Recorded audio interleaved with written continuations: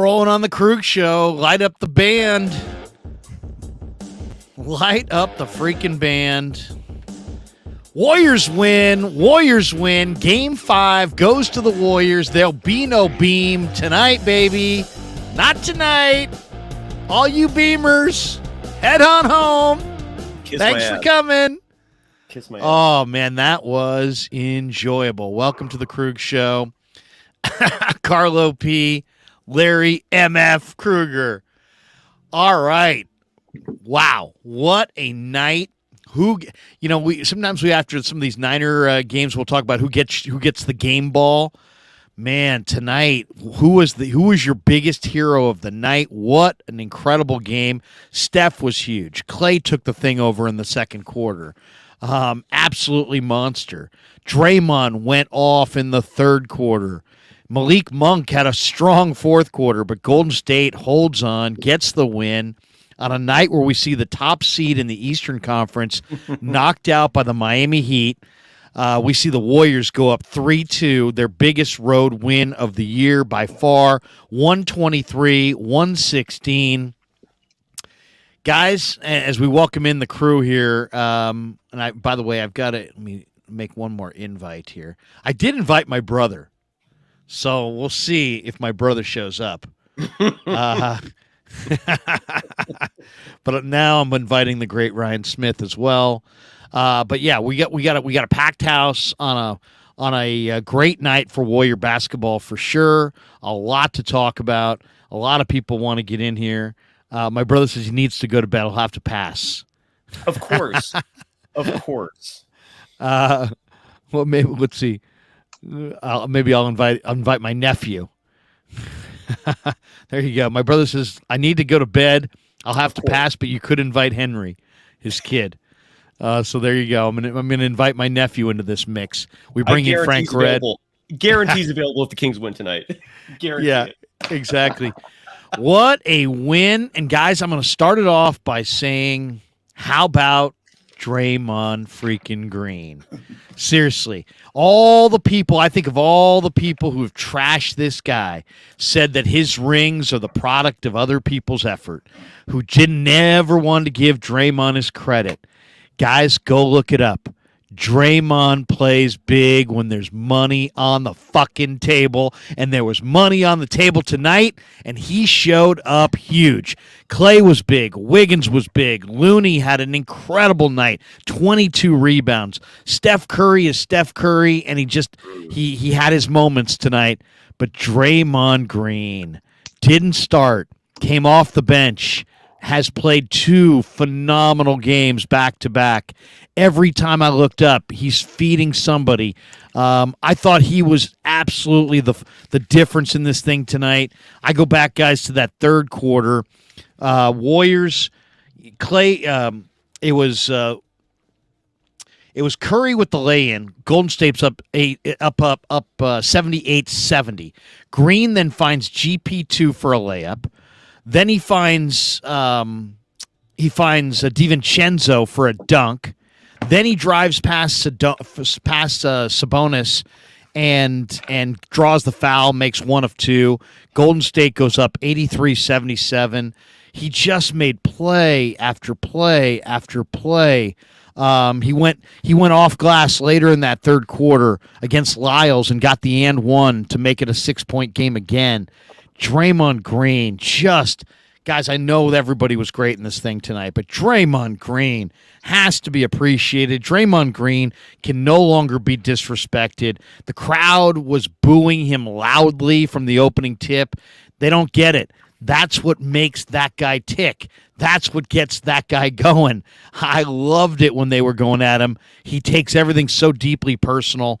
Guys, an incredible game, but I got to start the conversation with Draymond effing Green.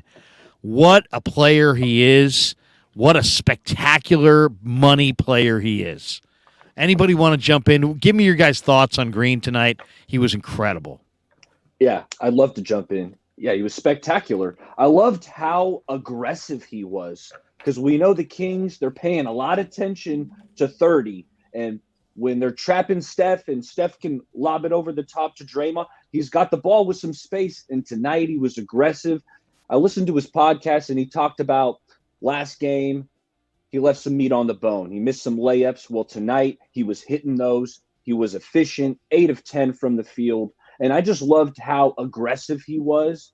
He's got the great vision. He's going to see the floor and pass it to the open guys. But how aggressive and finishing at the rim was spectacular.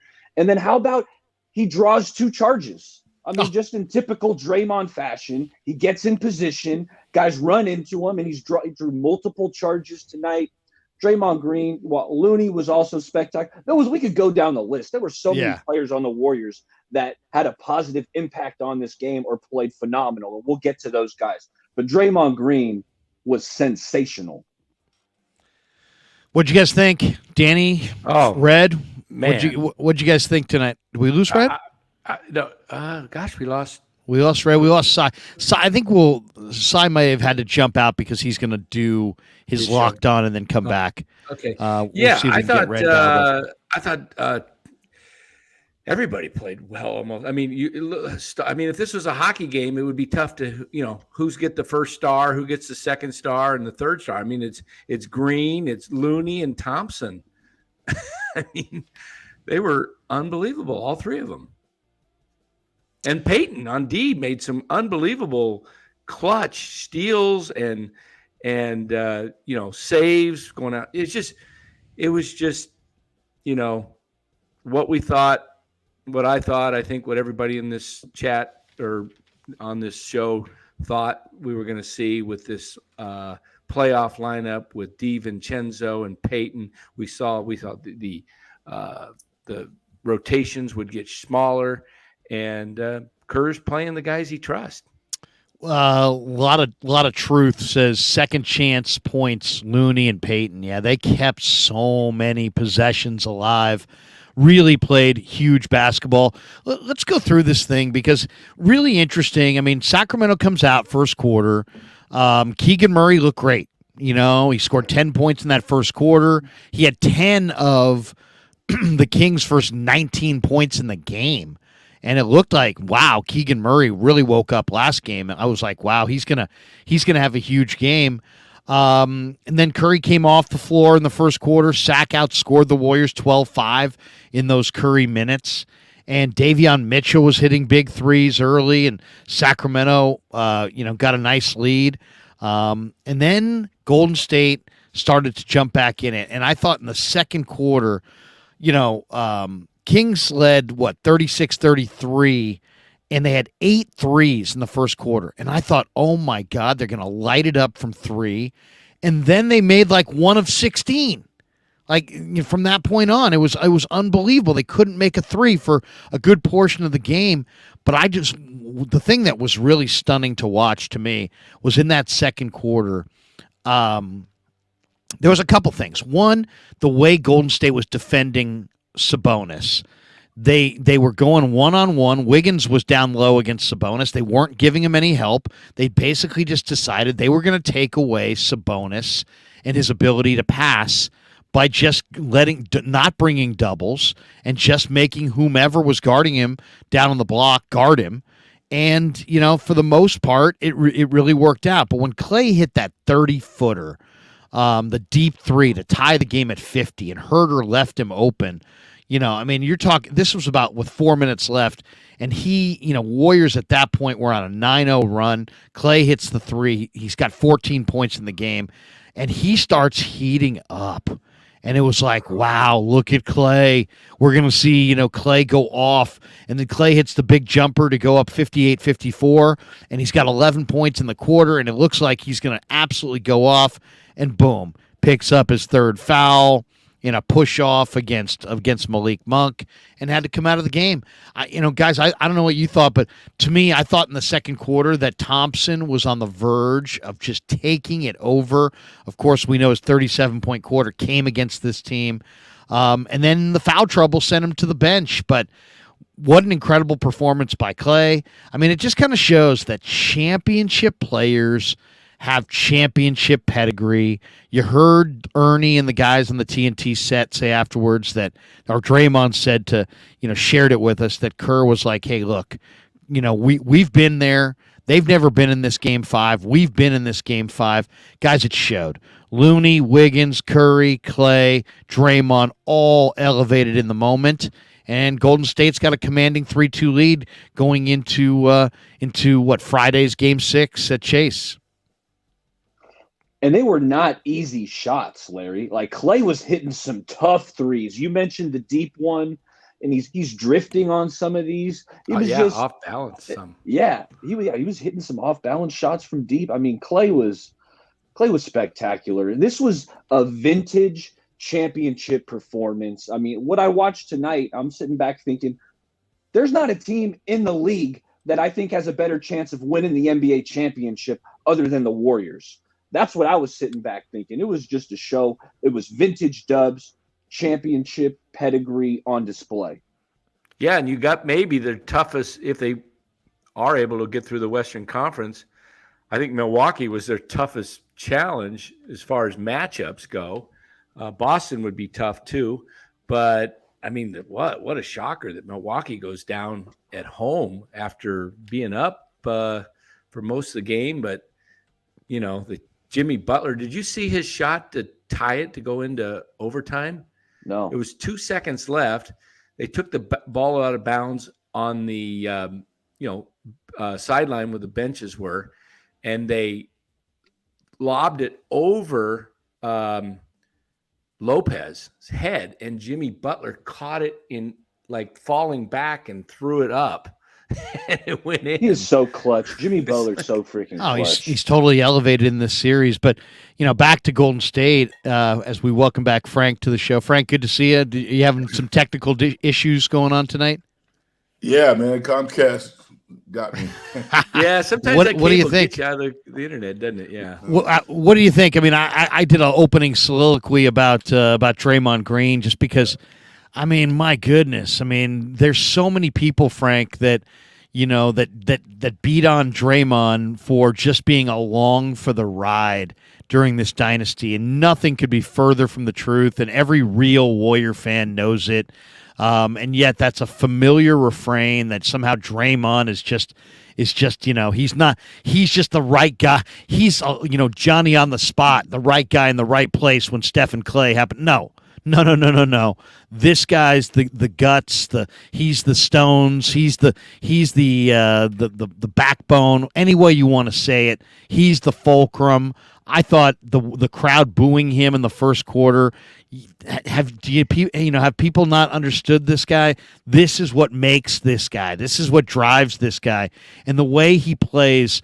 He looks like he's lost control at times, but he's just such a cerebral player. He's one of the smartest basketball players I've seen. I mean, and this guy, he just elevated in the moment. I was mentioning in that third quarter how he had 3 plays back to back. He found GP2 for a layup, then he finds DiVincenzo for a dunk, then he drives on Sabonis and goes to the line. He just kept making big plays in that third quarter. Let me say this. I've been watching basketball a long time, like many of you, all of you, and many of our listeners out there. And to put Draymond Green in perspective, as a post defender, I would say Rodman is a little better. And Rodman is a better rebounder overall. But Draymond Green, I'm going to say he's the best defensive player forward that I've seen in my life outside of Dennis Rodman. And that's a big statement. But when I think of everybody who I've seen play basketball, and his IQ is as high as anybody who I've ever seen play basketball. He's special. And anybody who says that this guy is along for the ride, you don't know basketball. Right. And your team, exactly. I guess you'll be shocked this summer when your team put out feelers to sign this guy for $100 million contract. Although the Warriors no way to let them go. No. But if they did, this dude's going to sign a $100 million contract because of everything that you said. I'm sure my colleagues have spoken to. He is awesome. He is an awesome basketball player.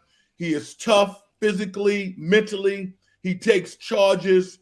We could spend 3 hours talking about Draymond Green because that's how impactful he is to winning.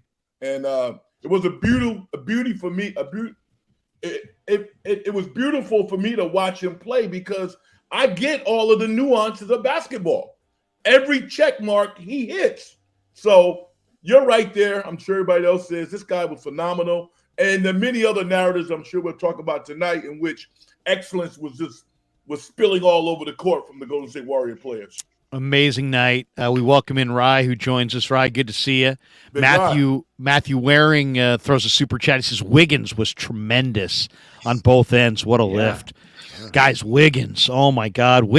Wiggins is so much the Warriors and Wiggins are such the beautiful marriage.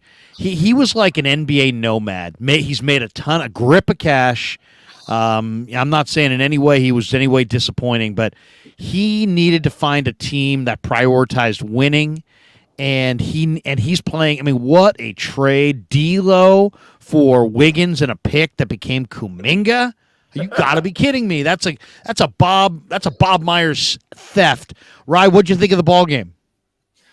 Ooh, I mean, I was feeling pretty confident the entire time. It was just super annoying at the beginning when they just kept letting all those threes. And obviously, I got pretty sweat. You know, I'm realizing that I've been finding a lot of peace lately, and that sports just really bring the worst out of me because I just started getting so pissed. And then I wanted to immediately after the Bucks lost. My first instinct was I really want to jump on Twitter, start trolling Giannis for being like that. And that's when you know it's bad. But anyway, the game was awesome. This was like a complete game. Curry had a super quiet 31, very quiet. And Clay had, stretches where he was just flamethrower. Looney, I think we got to give Cy a lot of props because the man did say that he thought Looney was the best rebounder in the NBA. And my God, he might be. He might be. And GP2 looked like his old self again. That's another massive thing. I mean, he all of a sudden when he started, because it kind of sucked when it was like, damn, they've got this awesome Mitchell tool. And I know that we have one too in GP, but he's just not quite the same dude. But he looked like it tonight. And Clay, Draymond, masterclass by Draymond. And I'm sure you guys already talked about how they didn't call the tech on Fox and honestly, no, we haven't gotten to that yet. We haven't gotten to that. I mean, they didn't call a tech on Fox. They didn't call a tech on Draymond. Both of these guys erupted. And it just kind of shows. And then you heard the announcers at the end. Was it Stan Van saying, hey, you know what? There's got to be some kind of standard here. This is just a little too incestual. I mean, it's just like one of these things where it's like, hey, you got to know the story, and no official wants to kick any player off the floor. But at the same time, why have the rule if you're going to let guys just after they get one tech, they're just going to be able to just have license to just go off. I mean, come on, if Fox didn't draw a tech there, he probably should have. If Green didn't draw a tech late, he easily could have. He erupted, showed tons of emotion. It's just dramatically inconsistent. Those who follow the league know exactly how it's going to go. But if you're an onlooker, you're saying, wait a second, a guy got a technical in the first quarter of this game for doing something that on a scale of 1 to 10 was a 6. And now here he is in the fourth quarter, with something that looks like a 9. And you know what? He's not getting a technical. I don't understand. And it's just, we all know how it goes, and there's unwritten rules to it. But I think Stan Van's right. I think Fox's first tee was a little higher than a 6. He if you read his lips. Well, no, I was talking about the second one. The second one, he showed serious anger, and Tony Brothers was right there and was like, in Draymond's junk too. But I was mostly just going to use that as a point to say, I was really proud of Draymond because he was totally composed through the whole thing. He could have really got out of control there. I maybe would have, especially after he got slapped in the face. I don't know. Also, did you guys watch the TNT broadcast? I was kind of tweeting some of this stuff out. Yeah. The TNT broadcast, there was all these calls in the fourth quarter where I was like, whoa, what?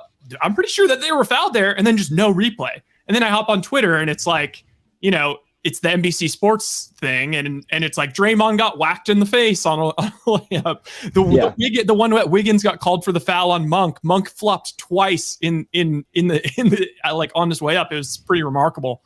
But yeah, I mean that fourth quarter, the fact that at one point it was 8 free throws to none, and the Warriors had not even picked up one foul. Or I mean, right. the Kings had not even picked Kings. up. Yeah, they were in the bonus. The Kings. And then what the hell with like if we're gonna use like a little bit of like, okay, this is the playoffs. Let's be cool here. Let's not try and really decide the outcome of the game. I mean, the transition take foul stuff. I mean, I don't know. I thought Draymond was kind of just like, he was frustrated because he obviously lost the ball, but then he kind of just moved up and was just trying to guard the guy. And then the next one, they didn't show us a replay. So I don't know. I'm happy Tony Brothers did not throw out Fox. I mean, Sack would have had a 5-hour post game on their best player getting kicked out. And that's just, and again, referees have to be accountable when they screwed up. That was a pivotal point in the game. It's 100 to 107. Draymond has an easy layup. They're up 9 points. He makes that, or maybe he gets hit and they cause an and one. They're up 9 to 10 points. That's ball game. They ultimately salted the game away from Sacramento, but they realized that they screwed up, and he had a right to express himself. If any of us get slapped in the face and nothing happens, we're going to be excited about it. I thought they go back and review those automatically if you get hit in the head and it becomes like but it's like, and that wasn't a take foul, but obviously, and it shouldn't have been by the letter of the law, but it's like Draymond gets hit in the face and then they go down and immediately in transition with Draymond on the ground, go and hit a three. And it was was sandwiched in between the two take fouls. It was the just other thing with these. I mean, I understand the regular season and everything, but things change a lot in the postseason. Everything gets amped up. You get the best officials in baseball. You get 6 umpires instead of 4. Why not go to 2 where you have 2, challenges? I mean, you use your challenge on something, and especially when you're right. You should be able to get another one at least, and definitely get another one when you're right. I got one more thing to get off my chest before while I'm bitching and sorry, Kings fans. Like, obviously, you know what? You guys played admirably today. Definitely did. And Fox was battling. You guys got no quit. I totally respect how many runs you guys made. But okay, Van Gundy, was it Stan Van in the booth tonight? Yeah. Yes. Yeah. Okay. So. I mean, obviously, the Van Gundys are kind of obsessed with like flopping and all of that kind of stuff, rightfully so. But like, he picked a horrible time to that one when Monk was going through the Curry screen, and he put it. I mean, it shouldn't have been like anything bad. It shouldn't have been like a technical flagrant. He was going. It was a common foul. Yeah, common foul. He was going full speed, and he put a truck stick into Curry's injured shoulder, or like previously dislocated shoulder that he's had problems with twice. It like his side. They didn't mention anything about that at all. They didn't mention anything about the injury. There's a lot of contact there too. It was a lot of contact, and you could tell Curry was in significant pain and there. He implied that like Curry he like flopped, went on the ground to try and get it reviewed. It was just a horrible time to make that point. It was really dumb. And you can't. To me, at that point, I mean, that kind of contact that was a tough one for Curry. I mean, And the other one, I'll say this: when Kerr challenged at the end there, I actually think he didn't think he was going to win that. I think he thought he just wanted to stop the game and get his guys some rest on the Looney one, where he's Looney. You're absolutely right. I don't believe he thought he was going to win that because once we got a quick look at it, it was like, oh no, they're not going to win this, and the Warriors saw that. But Kerr was like, you know what, I want the timeout here anyway. That was a veteran move. We have 444 people hanging in the chat as we get things rolling after Warrior basketball. Probably a good time to tell you we're brought to you by Pig and a Pickle. Check them out in Corte Madera and in Emeryville, 2 locations. They're open 7 days a week in Marin County from 11 a.m. to 8 p.m., and they're open Wednesday through Sunday in Emeryville, the best barbecue in all of Northern California. All right, Sacktown Izzy, guys. Props to Steve Kerr for bringing Draymond off the bench. He thinks it's really flipped the series. Sacktown Izzy is being very big here to throw any positive on a night where I'm sure he's feeling terrible. But what do you think about that concept? Not obviously that didn't start today. That started in the last game. How much did Kerr going to Poole and bringing Draymond off the bench, do you really think changed anything about this series, I think the plan was to make sure that Golden State always had a big man on the floor at all Looney or times. Green, yeah. And I think it kind of worked out that way, but other foul trouble kind of changed the rotation tonight. How important was that singular move? Baller, why don't we start with you, from Kerr, bringing Draymond off the bench and going with Poole the last 2 games? I think it was a big time move. I think it's paid dividends because when you only have one of either Draymond or Looney on the floor, you're going to get better spacing. Exactly. Players are going to be able to move a little bit more freely and get open because it's just not so congested. Like those first few games, and we talked about it, the Warriors offense, it felt kind of bogged down. The Kings were tipping a lot of passes. Like the spacing wasn't right. So now by moving Draymond to the second unit and starting Poole, you just see a lot more spacing, and Steph and Clay, these guys are able to operate with a little more space on the perimeter and get some better looks. Frank, what'd you think of the strategy? It definitely, I think Kerr a lot of times off a loss likes to make an adjustment, just so you give a different look and maybe so you look like you're doing something different. Was that more for the optics, and that's not a significant move, or do you view it as significant? I think it was foul money. I think it was for, just for the sanctity of the team to hold this unit together, because Draymond got ejected, and I think that he wanted to, kind of reset the team. But instantaneously, what he found was this is good for us. And the reason being is because Draymond is a facilitator with the pass, not necessarily with the dribble. So his opponent sloughs in the middle. And what he realized almost instantaneously was that the Warriors had more space and they had more one-on-one opportunities. And Sack likes to hedge on Steph, and they've been doing that. But they couldn't quite hedge as much because they had another ball handler and another shooter on the floor. So, yeah, it worked out brilliantly, but I think the inclination was not necessarily to create more space. It was to, we can carry our guy Draymond when things happen. And what he realized was that this is a brilliant coaching move. But I thought the initial move was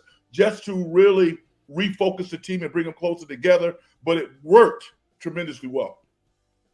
Brian Iglesias says it felt like the Warriors took the Kings' best punch all series in that first quarter. The Kings come out, guys. They drained 8 threes. And then the Warriors were only down by 3 after their avalanche of threes. That was a championship-type win for Golden State. Brian also adds this one. He says, tonight's game should show Warrior fans that they need Draymond to win. They better not let him walk away this offseason if and when he opts out. The one thing all year that has just been kind of nauseating is all these people who supposedly know and love Warrior basketball being like, yeah, Draymond's probably going to be gone at the end of the year, and I'm cool with that because, it's like, what? Do you have any idea? Do you have any idea what you're watching? Do you have any idea how important this guy is to victory? I mean, or are you just there and you just got your we believe and your towel and you're waving it and go Warrior. I mean, come on, man. This guy is this absolutely an essential component to the championship core. I don't believe they win any titles without him. He's been that special. The guy makes so many plays. Heck, if you're a Kings fan, you are leaving that arena tonight going, you know what? Damn that Draymond Green, but damn isn't he good? You know what I mean? It's like it's not just like, oh yeah, he's some to hear people talk about him sometimes you'd be like he's just some instigator. Like he's just some guy who has no skill, no idea, and he's just out there to hurt people, and he's just out. This guy is as close. I mean, this is a genius basketball player who sets up everybody else. I think he is just, even to me, the Draymond Green lay-in from Poole and the and one to cap the 12-0 run was that second quarter, I believe. Huge play. How about by the Draymond three Green. ball that just silenced the arena? That's like the only time a three ball could have silenced an arena more like than a Steph Curry 30-footer, but a Draymond corner three when he had it rolling. Oh my god! Yeah, and how about that? You mentioned that 12-0 run. That was all with Curry on the bench. That was impressive. Yeah. What about the two charges he took? Oh, the charges. I mean, come on, man. Hey, how about the last a brilliant one? play. You know, they talk about flagrants. Guys get flagrant. I mean, Monk looked like he was Marshawn Lynch trying to, get over the goal line on that last one. He just bulldozed through. Was it Draymond or who took the charge? It was Draymond. Yeah, it was Draymond. He took two of them. Monk looked like he actually was trying to hurt somebody. He put his shoulder. And it wasn't like a basketball move. If you go back and look at that, he put his shoulder and just went right into Draymond like, I have nowhere to go, so I'm going right through you. Let me ask you guys this. I mean, and these questions sometimes are controversial, but well, first of all, let me read this one from Brian Iglesias. But basically, the question is: did Sacramento lose this, or did the Warriors win this?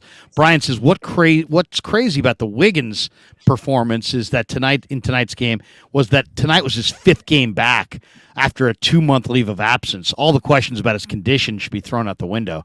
Absolutely, Wiggins didn't just play awesome. Wiggins plays with pace, with poise." He's just calm and cool.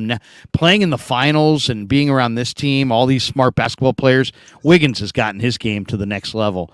But how much of this, I mean, I'm going to credit Draymond, and I'm going to credit Klay Thompson in the second quarter, and I'm going to credit Steph Curry, and I'm going to credit Kevon Looney for his 20-plus rebounds and just awesome play after awesome play. How many assists did Looney wind up with? At least 6. He wind up? I know he had 6 assists. But Harrison Barnes was a freaking no-show, and Herter was a non-factor. And how much do you think Sacramento kind of shrunk in their moment? I mean, Barnes, the box doesn't look that bad. He had a nice Barnes was a 0 going to the 4th. I don't know what he had a pretty decent 4th, but he had done nothing for a while. I mean, he missed the big shot on Sunday. And I don't know if that carried over, but this is now we saw him disappear with the Warriors in the playoffs. And guys, I hate to say it because I think he's as nice a guy as there is, but he disappeared again tonight. He was a non-factor, and he was out there. I mean, he was out there running around. He just wasn't getting much done. I think also, we didn't see it early, but as the game wore on, you started to see Fox not be as aggressive with the ball. I think he was having trouble handling the ball, dribbling, and then Peyton was, putting it on him, and he didn't. They were going to Monk the whole fourth quarter. It's fourth quarter is usually Fox's game, and he was the non-factor tonight in the fourth hurt quarter. His finger a little bit, but honestly, I mean, and good for Fox, he playing through it. But also, I knew that Curry had some sort of finger thing. I did see on Twitter. It was the 2019 run. It was during the Rocket series. It was another one of those crazy things where it was Jesus, Curry, injured finger. Yeah, I saw a super chat in there. Somebody said series over. I did pick the Warriors in 6. And I stuck to it when they were down 2-0. I said, I still think they're going to come back and win in 6. And I think Rye said that too. He thought the Kings would be, that was the worst thing, having the Kings go up for them, going up 2-0. It just, and then with game 3, with them, suspending Draymond, I think that just woke up the whole Warrior, not just the team, but the organization. It's just it brought them so much more together. Hey, so I do think it's going to be tough for the Kings to win, but I also would say this: Warriors better not take them lightly in Game 6 because I think the Kings are going to come in and play on, with nothing to lose because I think they think, hey, we're not expected to win. I think they're going to play a little looser than they were tonight. Tonight was the pressure. What's that? The Warriors are better. The Warriors are better. Are better. I mean, and Harrison Barnes, you know what? Harrison Barnes is what he is. He's a support player. He isn't a guy who's going to lead the team. And in the regular season, he was able to kind of do his thing and play off Keegan Murray, who was an integral part of their offense, and now he's not. So the onus is on Harrison Barnes. He's not that great a three-point shooter. He's not that great a ball handler. He's a solid basketball player. He's a good leader, and he's a great teammate.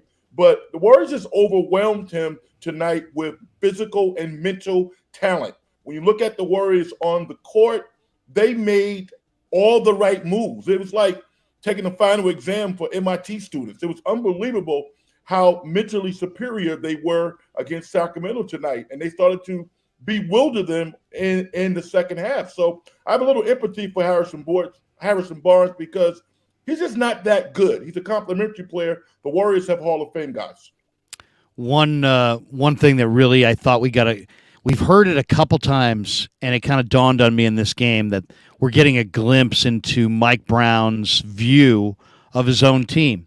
What is the phrase that Mike Brown has used 5 times, if he's used it once, when he's talking to his team on the bench?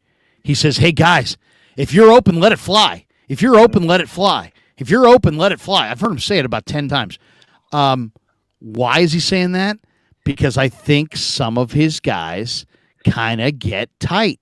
I think he knows that when it gets down to crunch time and, when they're playing loose and playing free, they're much better shooting. I mean, look at Keegan Murray. Comes out early today. He had 10 points. He had 10 of their first 19 points. He did not score the rest of the game. I don't know if he took a shot the rest of the game. This guy shoots 41% from 3, and I don't believe he took a single shot, maybe one, after the first quarter. Harrison Barnes looked like he was running around out there for 33 minutes, but you never would know it. He only took 6 shots. Most of them came in the fourth quarter. He was a total 0.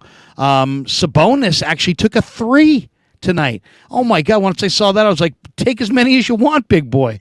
I think Fox is the only guy on this team that really will keep shooting it. Herter, 4 of 10, another bad performance from him. He only took 4 threes. He missed 4. Lyles is a guy that I think has to be encouraged to shoot.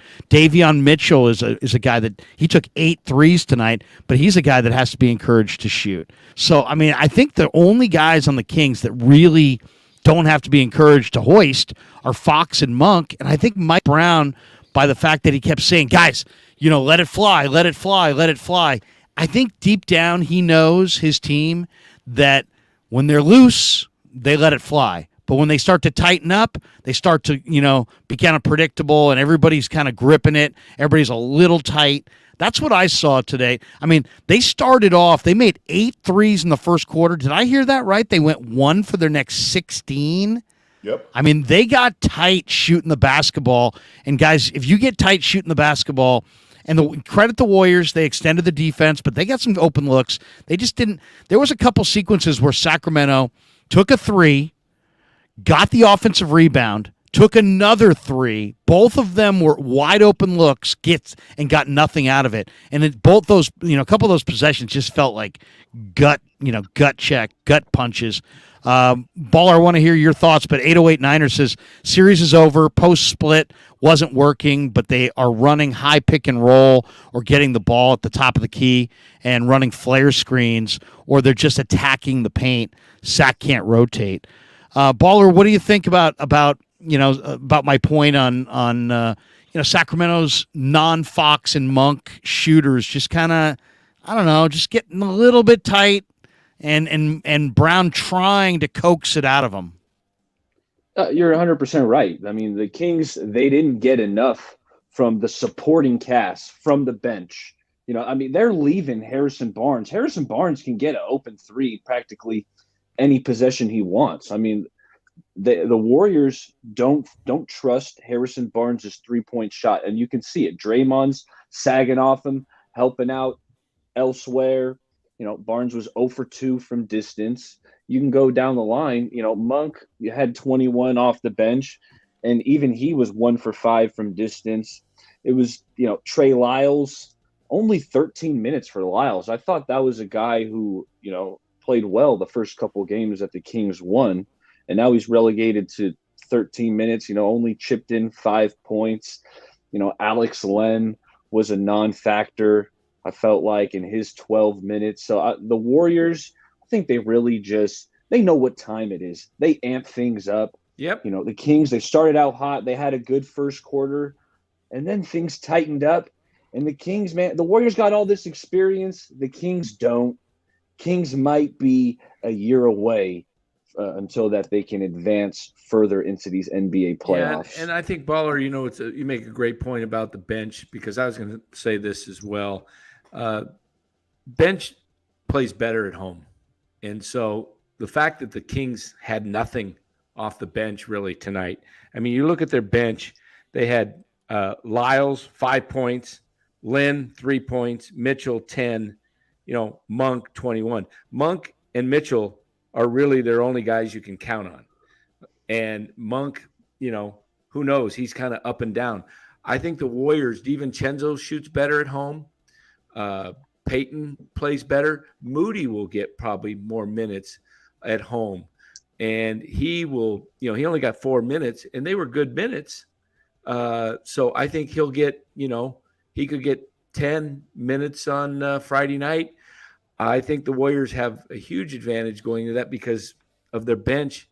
And you might even see, you could see an appearance from some of the other guys on the bench that haven't been playing. So Val Ramos says, "What is Baller drinking tonight, Baller? What do you got there?" 805. I like these 805s. I've been put on to.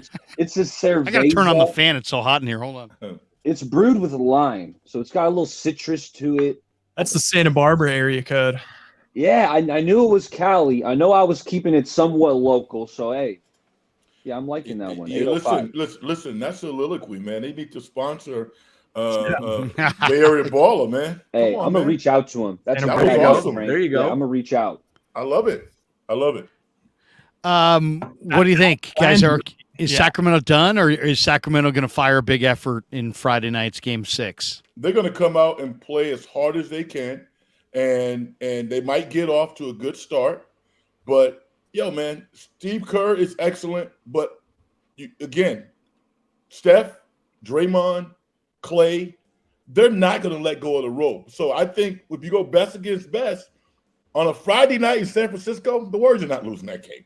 No way in hell. This is the type of game that when the Warriors turn it up and they're going to want to run them off the court early.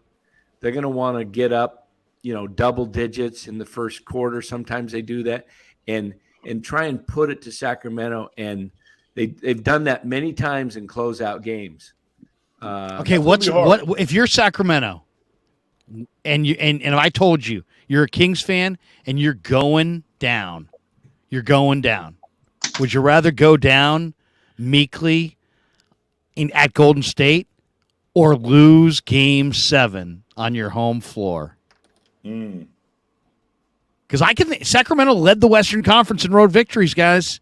Right. They led the Western Conference in road victories. Wow. They can easily come into Golden State and get a win in Game 6. They could, but if you're a Kings fan, would you rather win Game 6? Would you rather lose Game 6 and go out and just have people go, yeah, the Warriors got it done at home, and tonight's the end of the year for the Beam?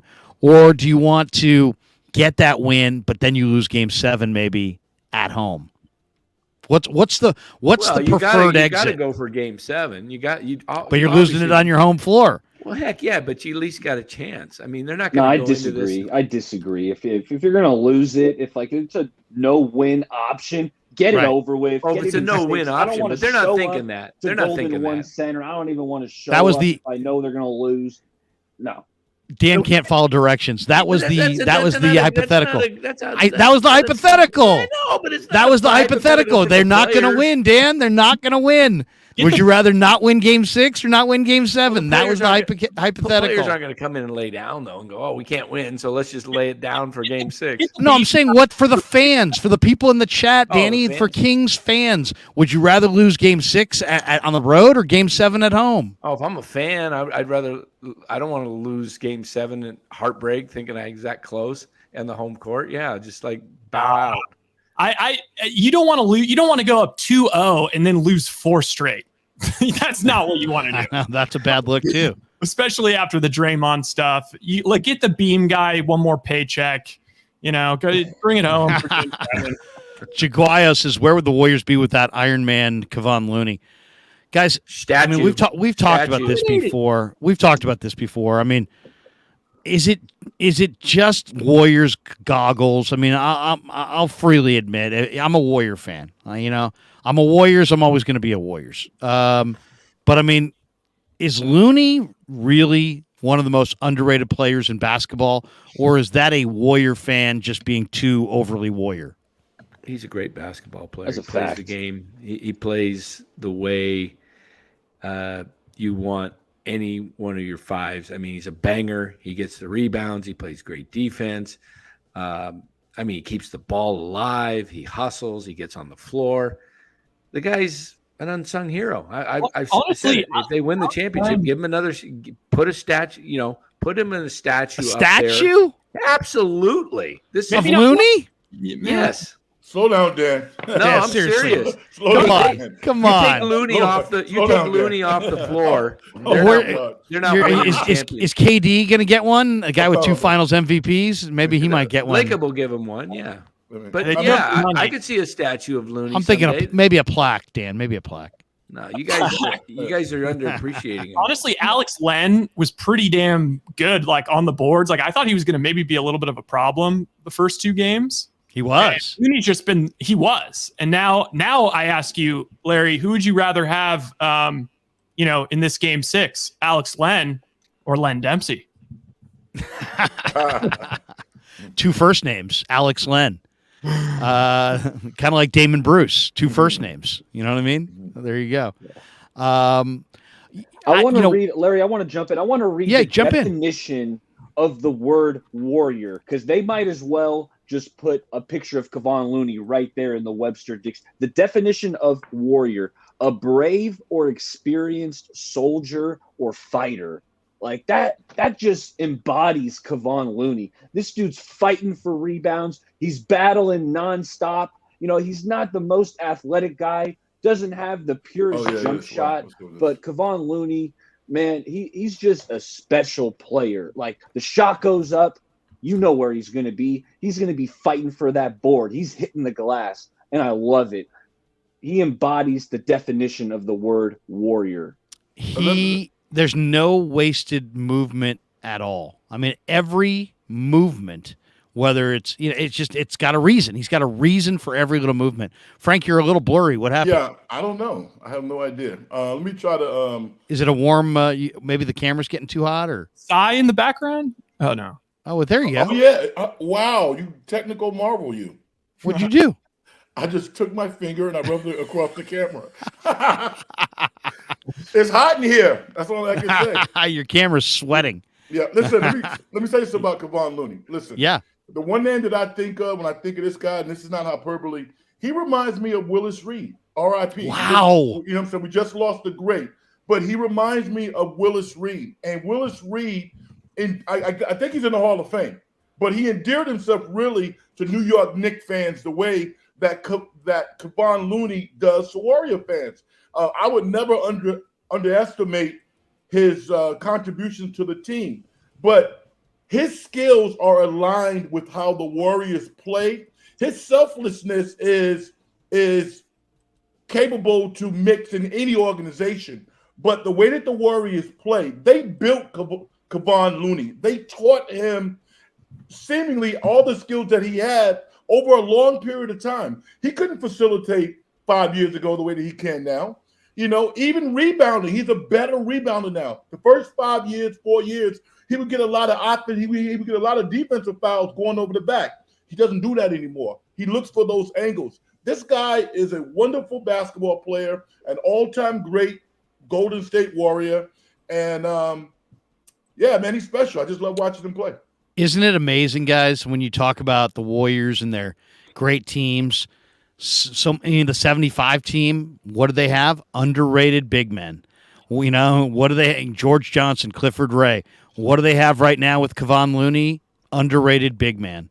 I mean, and the guy does it all. To me, what I love is you can run your offense through him. He thinks the game at such a high level that he knows when to make a pass. It always looks like he's on the verge of a turnover. The amazing thing, too, is this guy's got a really nice face-up game that he just totally doesn't utilize at all. I mean, he had a beautiful face-up game at UCLA. I'm sure he's still got a beautiful face-up game. But he doesn't shoot the ball. He does not shoot the ball that much. But now he understands how to roll to the bucket, how to finish. He's got a bunch of different finishes off the glass. But to me, the next level, you say, what makes a basketball player a great basketball player? You're really good when you're a scorer. You're very good when you're a scorer and a rebounder. But when you're a scorer, a rebounder, and a distributor, you're genius. And to me, when you can make other people better, that's when it's like, wow, man, you've gotten to the next level. And watching DiVincenzo on this team, watching Looney on this team, these guys make people better.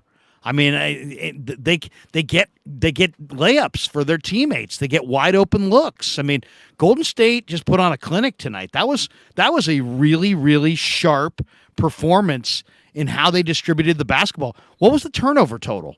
What do they get for turnovers in this game? Let's see what they had. It was in the double digits. I know at that. 14. But for Golden State, 14 is manageable. Sacramento had 19. Golden State was +5 in turnovers. Warriors stay close to 12 or under. They win all the time. 14, is respectable for them. 6 in the second half. So they were outstanding in the second half. Yeah. So have you guys talked about Steve Kerr at all? I just mentioned how Kerr said to the guys, we've been here, and they haven't been here. And I thought that last time out, guys, where they're like, Steve Kerr talking to his team. And I'm like, whoa, we're going to get live mic of Kerr talking to his team at the very end of a huge, vital game. And he was so calm, so collected, knew exactly what he wanted to say, knew exactly what he wanted to emphasize, did it in a very matter-of-fact tone, very emotionally uninvolved. To me, I thought that was a glimpse. For those who say that Kerr's overrated, to my buddy CK, who runs the donut shop in Walnut Creek, who's like, Lair, man, they got to fucking fire Kerr. You know what, CK, you're wrong. They don't need to fire Kerr. He's pretty good. Yeah, Rye, go ahead. Oh, I was just bringing that up because, we're talking about pretty much every player on the Warriors roster after such an awesome win. We all know Steve Kerr, is doing a great job, but he's the coach. It's a players' league. The amount of all NBA beat writers that are just or ESPN, big major personalities it's just nothing but Budenholzer slander after they blew that game tonight. It's super frustrating for me because it's I don't remember there being that much Budenholzer praise after they won the championship. It was all Giannis, Drew, Brook Lopez, Chris Middleton. And I just think it's super annoying and super unfair the way people go after coaches because it's I think people think oh, that's maybe the one thing they couldn't understand or something like that. But also they're everybody also has been saying Giannis is the best player in the world and all that kind of stuff for the last 3 years. So I think people don't want to look egg on my face. But that's going to really suck that Budenholzer's probably going to get fired because they lost because Giannis wasn't 100%. No, fellas, hold on a second. Yeah. Miami has 7 non-drafted players on their roster. Yes. And they had Tyler Hero injured. I mean, come on. Been back for the last 2 games. The Bucks won that first title in spite of Budenholzer. Wow. I mean, he's a good coach, but think about it. If KD was size 12 and a half, they would have been knocked out. They never even made it to the finals. And listen, is he a good basketball coach? Yes. Should he get fired? No. Should he lose to the Miami Heat 5-1? No way. Yeah, no way. But my point is more so, okay, Budenholzer being a good coach, it makes a difference, but it's dude, you had Giannis back. Brook Lopez is playing his best season ever. Brook Lopez might be Defensive Player of the Year. Giannis was Defensive Player of the Year last year. Drew Holiday is considered the best guard defender. Chris Middleton is back. And it's ultimately a players' league, and it's just It's about the playoffs. Unfortunately, it's about the playoffs. Yeah, I mean, but they were listen. up over 10 like late in the fourth quarter in 2 games in a row, and they blew them away. They couldn't score in the fourth quarter. They had 16 points in the fourth quarter. They got outscored in the fourth quarter in overtime, 42 to 24. I mean, that's that. It's hard to win that way. And I will say this too. I mean, some of those guys coming off the bench. I mean, you looked at the Bucks. I thought after the trade deadline, guys. I thought, man, they got the nice bench. They got Crowder. They got Bobby Portis. They got Wesley Matthews and Connaughton and Ingles. They didn't get squat off their bench. Their bench scored 13 points and had 7 rebounds. I mean, it's just. They didn't get any. And by the way, Giannis, I mean, if he's hurt, man, he's sure awesome because he scored 38 points and had 20 rebounds, 3 assists. But he also missed 12 free throws. Yeah, and he also had 7 turnovers. Yeah, I mean, but still 38 and 20 on a bad night. That bad. Can you keep it to 9? Keep it under double digits? You win the game. He was 3 of 12 in the fourth quarter in overtime with 3 turnovers. Who do you guys think wins Phoenix-Denver? Ooh, Phoenix. Denver? I like Denver, I'm going to too. take Denver because of Phoenix. I think their bench will catch up to them. Lack of bench. I think DeAndre Ayton, wow, he looks very average out there. I mean, he's 7'1". He got paid. I think emotionally, when a player is gone, you got to trade him. And I think Phoenix signed him, didn't allow him to go to Indiana. And I don't think that he's like trying to muck things up. But I just think at this point, he's not emotionally wrapped as tight as some of those other guys. And I think because he feels betrayed, they should have traded him. And I think when he's on the court against the really top tier players, he's just a guy, man. He's not a two-way player, and his talent says that he should be. So I think Denver's going to win. You know what's like my 12th consideration in that matchup is Monty Williams versus Malone. Yeah. So it sounds like you Marcin- got three Denvers, and then Rye. Sounds like you're going with Phoenix. Yeah, Booker's been It's incredible. 3-1. Still, I'm going Denver. Frank's going Denver. Danny's going Denver. Yeah, Baller. I'm gonna roll with Phoenix. Yeah, KD, Devin Booker, like Rye said, this dude he's at the peak of his game right now. Him and Butler have probably been the 2 best players in the playoffs. We welcome in a man who has been locked on Warrior basketball, talking with Kevin Dana. He's a man on the inside of what's going on with the Warriors, the great Cy Satsis. Cy, what was the Locked On Crew's consensus tonight? I came out with a soliloquy on Draymond Green, man. I just think that Draymond Green is go back to all the biggest moments in Warriors history and under this run, let's say. And yeah, he's got the crushing technical suspension, and we all know, hey, it cost the team a title and so on and so forth. But Draymond Green has played so big in so many of these big money games. You've almost come to just expect it, and he was phenomenal tonight. Yeah, he absolutely was, man. Coming off the bench, I tip my cap first and foremost to Andrew Wiggins. I mean, there was quite a few players who really lit it up, and I know Draymond, gets the headlines more often for his theatrics or just for his dominance, dude. And people were calling him like Dirk Nowitzki tonight for that floater at the end, that little jump shot he put up. But dude, to me, without Wiggins, they don't win. He played the full fourth quarter again. Him and Steph both played the full fourth quarter. And the box score won't show you like how good Wiggins was in terms of crashing the boards. But that block on Malik Monk near the end was just massive. He made a lot of clutch baskets, still scored 20 points on over 50% shooting. Wiggins to me was like the unheralded hero of the night. And then I was also talking a lot about the fact that Gary Payne II, I think for the first time since the Warriors acquired him, looked like the old GP2. I mean, he looked like the GP2 that helped the Warriors win a title last year, man. That was huge. It's just crazy. It's all coming together at the right time, man. Bravo to the dynasty. Bravo. Kings done, or Kings still kicking? You think Kings fire a big effort in Game 6, or do they go down meekly? And people were critiquing this, but I said, if you had to lose, would you rather, as a Kings fan, would you rather lose in 6 on the road or lose in 7 in your own place? But where do you think Sacramento is mentally going into the next game? I think they're done. I mean, I hope. I don't want, but I don't think the Warriors want to risk a game 7, man. Like, who the hell wants to deal with a game 7 where anything could happen? You don't want, I mean, you got your one road win, like trying to win 2 is totally pushing your luck. The 5 o'clock start time sucks. I just learned about that. I didn't realize they're playing at 5 because Friday at 5. Yeah, because the Lakers Grizzlies is coming on right after them, and for some that reason could be right as Trey Lance is being traded to the Texans. That's gonna be a busy night.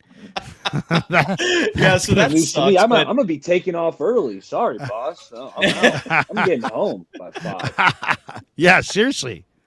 And So could you imagine the people driving like 3:15 to like 5, 4:30, 5 o'clock? People are going to be driving like crazy. Uh-huh. I gotta get home. Get out of the way. Get out of the way.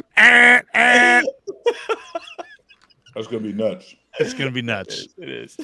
And it's hard to get to. It's an arena. 5:30. I would say the Warrior Arena is one of the hardest places to get to in the San Francisco.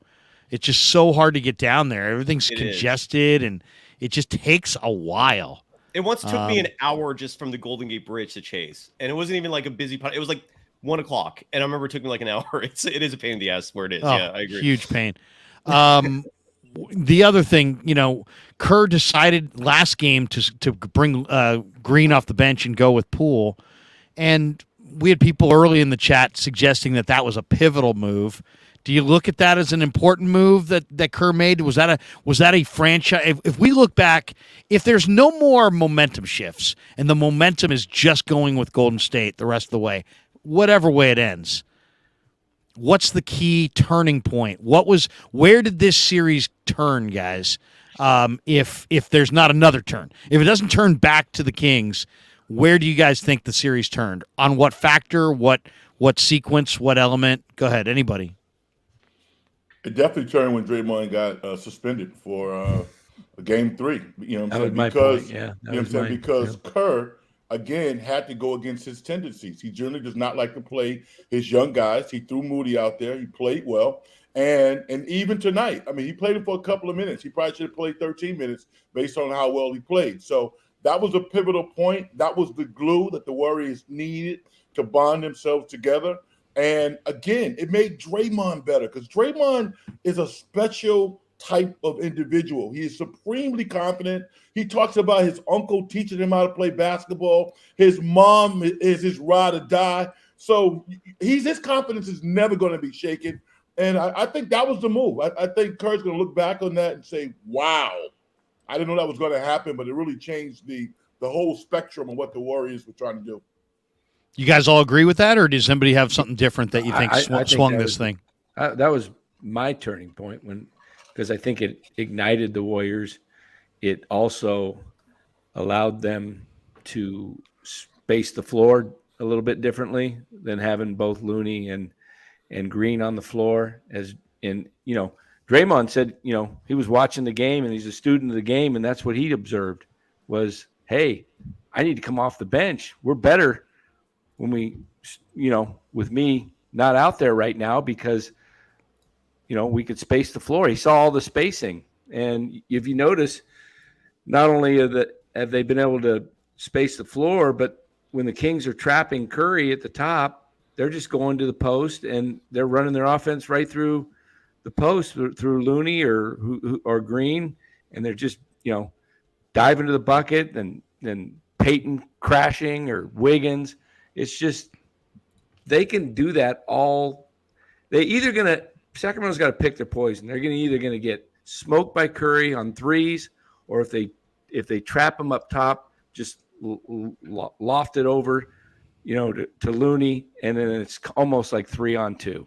I thought game 3, the fact that Sacramento allowed the Warriors to breathe when they were up 2-0 and get an easy wire-to-wire win. that, I think if Sacramento had lost that game, but if they had battled them down, huge back and forth, and it was nip and tuck, instead they let Golden State breathe by getting a very convincing, wire to wire win where they never really threatened. I thought Sacramento kind of emotionally no-showed Game 3. I thought Sacramento, coming off their 2 wins at home, leading the Western Conference in road wins, was going to roll into Game 3 like a house on freaking fire, and it was just going to be like, we're torching this place. We're next. We're coming on right now. Boom, boom, boom. No, they look like they kind of tiptoed in like, we're going to, we poked the bear. Now we're going to get our asses kicked. And the Warriors won the game, but they didn't have to expend the kind of emotional energy that I thought they were going to.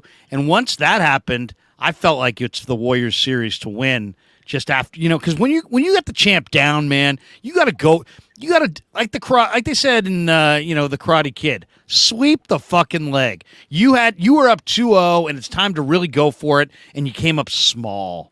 That to me is where the series, turned, and you could, and that is that's kind of echoing what Frank said, because he said, Kerr adjusting. To me, it was Moody and Kuminga and the other guys, JaMychal, the other guys who played well in that Game 3. It was kind of a group effort. I thought that kind of engaged the whole roster. I thought it was good for morale, but I kind of blame Sacramento too, as like, come on, man, you're up 2-0 and you fired that kind of effort in Game 3. That was like they were waiting around to get beat. Yeah, and they asked like Draymond came on with the TNT crew for the post game interview, and yeah, I saw it. And Charles Barkley's been he's been saying this repeatedly in multiple shows now that he thought the series kind of shifted in Game 3 as well, but like what we've been saying, because the Warriors started using their younger players, their longer, more athletic players, and I think he's referencing Moody, Kuminga, and JaMychal Green, and then Draymond disagreed with that, which kind of tells me again, it's like there is that veteran / Kerr camp that just has their way, their mentality for what they think they need to do to win. But I don't think it's a coincidence. The only blowout victory for the Warriors this series was the one game where they actually used their more athletic, bigger, longer players. Look, a win's a win. I think there were 2 moments in the series. One is obviously Game 3, because the Draymond suspension was a total rallying point, right? It woke the Warriors up. They were not aggressive. They were not focused in Games 1 and 2. You saw that aggression and focus in Game 3. But Barnes missing that shot at the end of Game 4, that was like really a backbreaker for the Kings. So you saw De'Aaron Fox just dejected, demoralized. He even said so. There's attributions quoting him as saying it's like that hurt. As fans, I think we all feel this as well. Like you probably would rather have your team lose in a blowout than lose on a last second shot, right? Like those hurt just so much more. And I think that applies here, man. Like Barnes missing that 3. They had a chance to win, go up 3-1, and basically end the Warriors dynasty. It was that freaking close. So I think that was another pivotal moment as well, that the Warriors survived, man. And I'm really happy they did. Is there an adjustment? Does Mike Brown make any adjustments, or does he just try to get his guys going? Is there an adjustment that Brown can make that you think he should have made or should make going into Game 6? Seems like they've kind of, the old saying, you got to dance with the girl who you brought, kind of a thing. This is the team they are. The one thing that comes to mind, one adjustment I could see them doing is going away from Len, giving Len's minutes to Trey Lyles. Maybe get an extra shooter on the floor. That might be one adjustment that I see. But I'm going to jump right here, fellas. Hey, had a blast. I will tell you. I know, Cy, my bad. We do an hour before you jump in. So Baller gives his best takes in that first hour. So, hey, Baller. What's up, Frank? Yo, brother. Send me a. I guess it was a DM like on Twitter. I don't know what that was called. DM. Yeah, send me a DM with your address so I can break you off some cash because for what? Lamb played like 2 minutes, man. Lamb played like 2 minutes. Listen, I'm from New York, man. Word is bond. I told Baller if Lamb gets in the game, I would bet him that I would buy him and his wife dinner. So I got to honor that, man. And but that honor was that. before Draymond got Doesn't suspended. matter. Like there was some stipulations there that does not matter. Hey, does not matter. Hey, Frank, DM me your address, brother. All right, Frank, you didn't make it bad, man. I think you can be forgiven for this one, dude. Right? No, he really can. But you know what? I think I think we need to do is we need to get the whole show together in Emeryville at Pig and a Pickle. That's what we need to do. Love that. Yeah. Pig and a Pickle, and we'll it will all be on the Krug show. One change I could see. You mentioned a change. Yeah. I wouldn't be surprised if you kind of got to do something. Your back's against the wall. Wouldn't be surprised if they sat Barnes to start and Mitchell started the game to be on Curry. Keep the Warriors from getting off to a that was an interesting actually angle, Danny. Just you kind of jogged a thought there. They took Mitchell off the floor in the first half at kind of when he had just gotten on the floor because they were trying to match him up with Curry and save him for Curry. I thought that was interesting too. Mitchell is so underrated, man. He is good. But Mitchell, you put Mitchell on Curry to start. You got to keep the Warriors from blowing. The Kings got to keep the Warriors from going on a first quarter blitz and running them off the floor. So you get down by 10, and you get that crowd really going. I've seen the Warriors do it in many times in closeout games where they just pour it on. Mitchell's the best defender on Curry, You know what we should Skyscraper 3000 says Pig and a Pickle fan meetup. After the Warriors dispatch of the Kings, maybe between the Warriors Kings and Warriors Lakers, we'll pick a night that we can all meet up at Pig and a Pickle out in Emeryville. And I know Danny, you're in Arizona, but Rye and Frank and Baller and Cy, we could all meet up in Emeryville at Pig and a Pickle. I know Damon and Mary from Pig and a Pickle would love to have it, and then of course all of you guys in the chat, we can tell you what day we're going. We could do a little fan meetup at Pig and a Pickle. We'll probably overrun the place, and they'll run out of barbecue. You sell beer? Yeah, they do. Yes, they do. Look at Cy. All right, Baller. Baller took off. All right, Baller. Oh, Baller. That was a smoke ball, man. He's smoke. We got this one from Brian Iglesia, 95.7. Brian says the adjustment that Mike Brown might make is to try to slow down the game. There was a sequence where HB Harrison Barnes had 3 straight post-ups and 3 straight trips to the line. He might try to muck up the game on Friday. What do you guys think of that? 95.7 Brian, a very astute observer of Warrior basketball. What do you guys think? That's Barnes' best. I think Barnes is best in the post defensively and offensively. I think he's almost miscast in a way as like this 3-point shooting. Bro. And also, I think it's annoying to the Warriors. The Warriors do not want to play that way. So, you kind of take them off their square a little bit because Sac has shown that they can be physical with the Warriors on the interior. Even if they're not scoring, they get into the free throw line. The Warriors don't have a lot of big man depth. So, aesthetically, it's not going to be beautiful to watch. And what could happen is you could get blowed out by that because the Warriors could really start to put it on you. But from the onset, I think it's a pretty good strategy, actually. Hey, I have a question for Frank and Cy because I posed this to Dan and Lair last night. So I was doing a little journaling, trying to get my thoughts together since I was in the hab and I was really out of the day to day. And so all the emotion and all that shit. So first of all, I had no idea Trey feelings and shit. Yeah. Feeling. I was like, all right, so what? Okay, let's figure this out. Why can't the Warriors win a title? And I just started going player by player last year to this year. Okay, who's gotten worse? Who's gotten better? What's been an upgrade? And this is why I was so confident this series. So this is what I came up with. Tell me if you disagree. Steph, he's the same as last year. He's the same guy. Maybe better. Could be better. Maybe, yeah. Just a quiet 31 tonight. Clay, better. Definitely better. Yeah. How about we were going to see Clay go off if he didn't get into foul trouble tonight. 100%. Bullshit fouls, too. Bullshit. Especially Draymond, that offensive one. Draymond was pretty shook down the stretch last year, if you remember. They were. Yeah. Yeah. I think Draymond's better. Definitely better. So those are the 3 most had a great year. Guys. Now, Poole, I think, is worse. DiVincenzo's better, makes them better, I should say. Well, Looney, better. Mm-hmm. He is better. No Kuminga doubt. and Moody Thanks to is like Joker. Kuminga's worse. Kuminga's been worse. marginal. You think I- Kuminga's worse than No, last year? marginally better. You think so? Yeah, I mean, he didn't play tonight. I mean, the other day he played a few minutes, couldn't get any rebounds. He doesn't get anything done. Why do Larry? You and a lot of other people with the Kuminga thing. Why do you guys constantly the Kuminga haters? Why do you bring up the rebound so much? Because he can't. He's not a shooter. He's got to defend and rebound and run the floor. Why do you say he's not a shooter when his shooting percentages are solid though? Well, I mean, he's not a shooter. He's a dunker.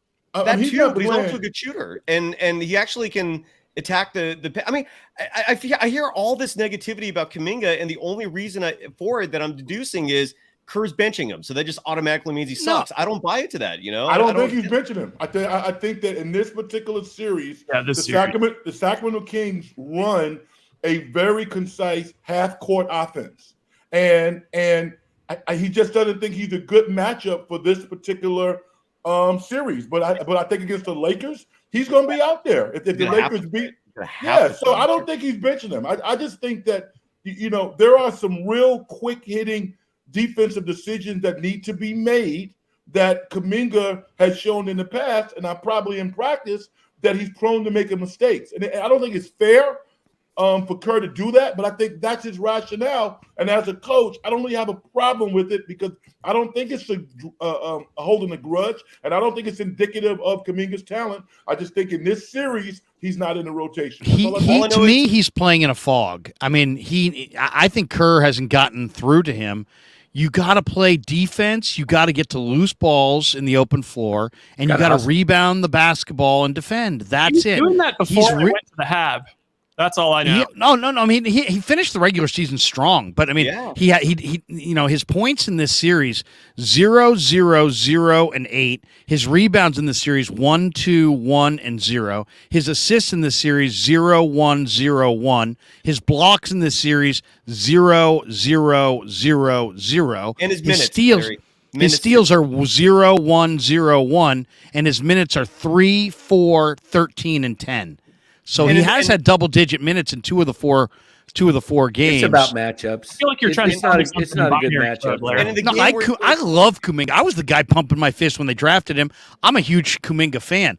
I'm just saying, in this series, to me, he gives them a couple things that they don't want him shooting threes. They've got other guys shooting threes. They need him to be a great on-the-ball defender, an incredible magnet to loose balls.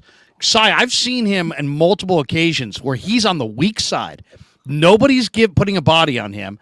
A Warrior is shooting a three from the other side of the floor. He doesn't go to the bucket to rebound. He stays flared out.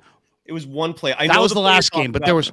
It was one play. I thought it happened twice. Okay, fine, twice. I'm sorry. I just don't want to. No, I'm not condemning him. Rebounds. Those are. I mean, if it was a defensive rebound he was sleeping on, I feel like that would be criminal. I mean, for an offensive rebound to just be sitting. Look, Klay Thompson looks like he's in a fog half the game.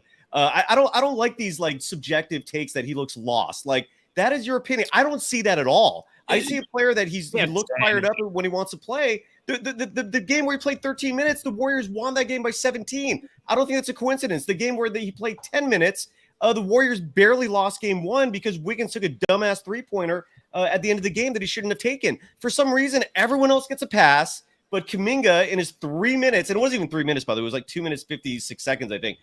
In his 3 minutes, is vilified because he looks lost. I don't know about vilified. I just think that I just think that this way. So he has bad body language too. They're in the game. That's the thing. There's no such thing as a body language expert. No. You don't have to be an expert. He has bad body language. He does. I don't agree with that. I mean, when a coach he sulks on the bench. When you're a role player and your role is to get in there and go 100% and hustle. And you got a guy that shoots a jumper from the opposite baseline, and you're in the other corner, and you just stand there, and the ball bounces to you. If you had crashed the boards, it would have been an easy. You saw. Atkinson just went Klay. They got him out of there. They also in the playoffs, teams do what the Warriors have done to Sabonis. They mentally get in your head by defending you a different way than you're used to being defended, and sometimes it screws with guys. To me, I agree with you, Cy. The one spot I would love to see them put Kuminga in was the spot that GP2 was in tonight, where they're breaking the Kings down. And we talked about this after game one. I literally said to you guys after game one, and I said Draymond, but they're doing it with Looney and Draymond from time to time. They're doing it more with Looney, which is they're breaking down the Kings, extending their ball pressure out past the three-point line on Stephen, Clay, and Poole by flashing Looney in the high post at the free throw line, and then Looney immediately is turning to GP2 cutting down the baseline and throwing that pass. We've seen Wiggins in that spot. We've seen GP2 in that spot. That is Kuminga's spot. That is what Kuminga, he should be the finisher that Looney finds on the baseline. But for whatever reason, Kerr's put Wiggins in that spot and GP2 in that spot. To me, if you're going to play Kuminga, and I got no problem with them playing him, but have a defined role like they had a defined role in the offensive end for GP2. We're going to run this through Looney, and Looney's going to look for you. You shoot the baseline and you jam. I mean, it's working for Wiggins. It's working for GP2. It is literally breaking down the Sacramento Kings, and I think that's Kuminga's spot. For whatever reason, Kerr's not putting him in it.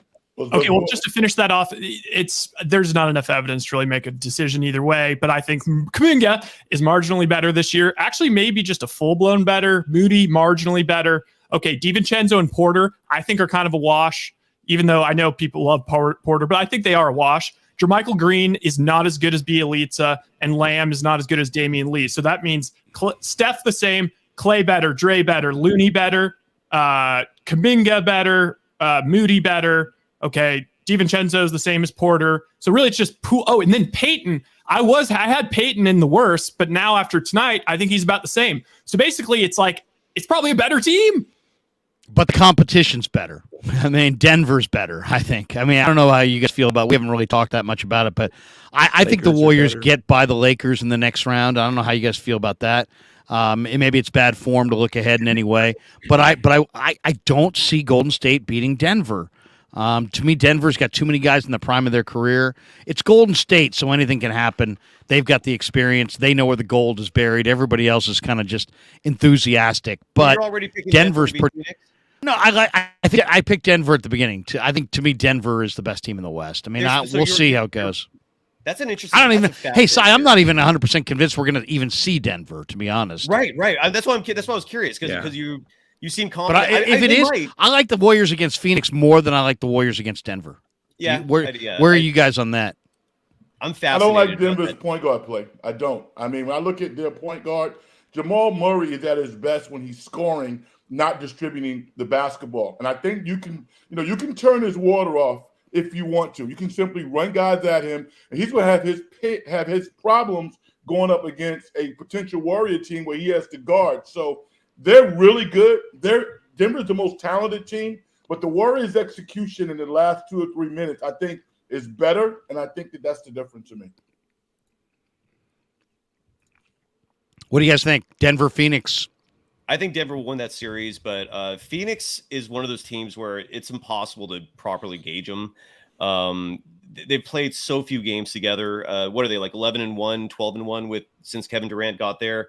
Granted, they got completely lucky against the Clippers, and the Clippers are just what a mess they are, man. They just put all their eggs got put in the Kawhi Paul George basket, and they got nothing out of it. So that sucks for them, but who cares? Wait, your victory lap on Ty Lue. No, but I'm very curious. I'm very curious about that Suns Nuggets series, man. I mean, that's a hell of a series. I mean, the best case scenario, as the Warriors get better and hopefully they finish this series Friday, hopefully they win the next series. I think the next series, by the way, is going to be easier for them than the Kings. And like I said, with every why is that? Because the Kings are that good. I think the Kings, the Kings pushed the Warriors this far for a good reason. Like De'Aaron Fox is real. I mean, he's no joke. So much. Hey, by the way, so much for the finger, huh? So much for that hurting him. He looked pretty good. You saw at the end. It was bothering him. At the end, but he sure shot the ball well. I mean, they made it sound like he's out and the Kings are done. And not only was he not out, he played kind of the way he always plays. Absolutely. Digital But I just Drew the best makes case it. scenario though, whoever wins that Nuggets Sun series, hopefully they go 7 and they're just battered and bruised and done. So the Warriors can kind of come in and take care of business. But yeah, 95.7 Brian says Kuminga was -8 in 3 minutes in Game 4. He was a -12 overall in the series. The Kings put him in a spot where he looked overwhelmed and thinking too much on offense. Again, He needs to learn to play Can I 5-on-5 interrupt real quick? I need to basketball. interrupt real quick here. I just don't think it's fair to judge people from 3 minutes of play. Like that's absurd. Either don't have an opinion on someone if they played that little, or You're saying at give him least some run or don't give him don't run. evaluate it. Yeah. Yeah, well, I talked to my brother on this about as a coach. He says if a coach, as a coach, if you trust your player and you think you can win with him, you're going to play him. Mhm. But if you don't trust him and then he does something to prove that distrust, he's Yep. going to yank you. That's right. It sucks. It's like a freshman playing. It happened to me 1,000 times. You know, you're a freshman, right? And the coach puts you in the game. You miss a defensive assignment. He's taking your ass out, and you're going to the bench and you're pissed off. You're like, why? But I can't compare myself to a senior who is averaging 15 to 16 points. Life is not fair. Unfortunately, Kuminga's going to look back on this experience with a couple of rings, hopefully for him, and really appreciate the greatness that I think is in front of him. But he did not go to college. You know, he played for G League in the bubble. You know what I'm saying? So his basketball IQ on offense and on defense has a lot of room to grow. This series is razor thin tight. It might come down to a play or two. Except Game 3, where he played. You know, Frank, you made a great point the other day. I mean, you mentioned about why you believe players should go to college. You look at the Warriors; they drafted Wiseman and Moody, who, top.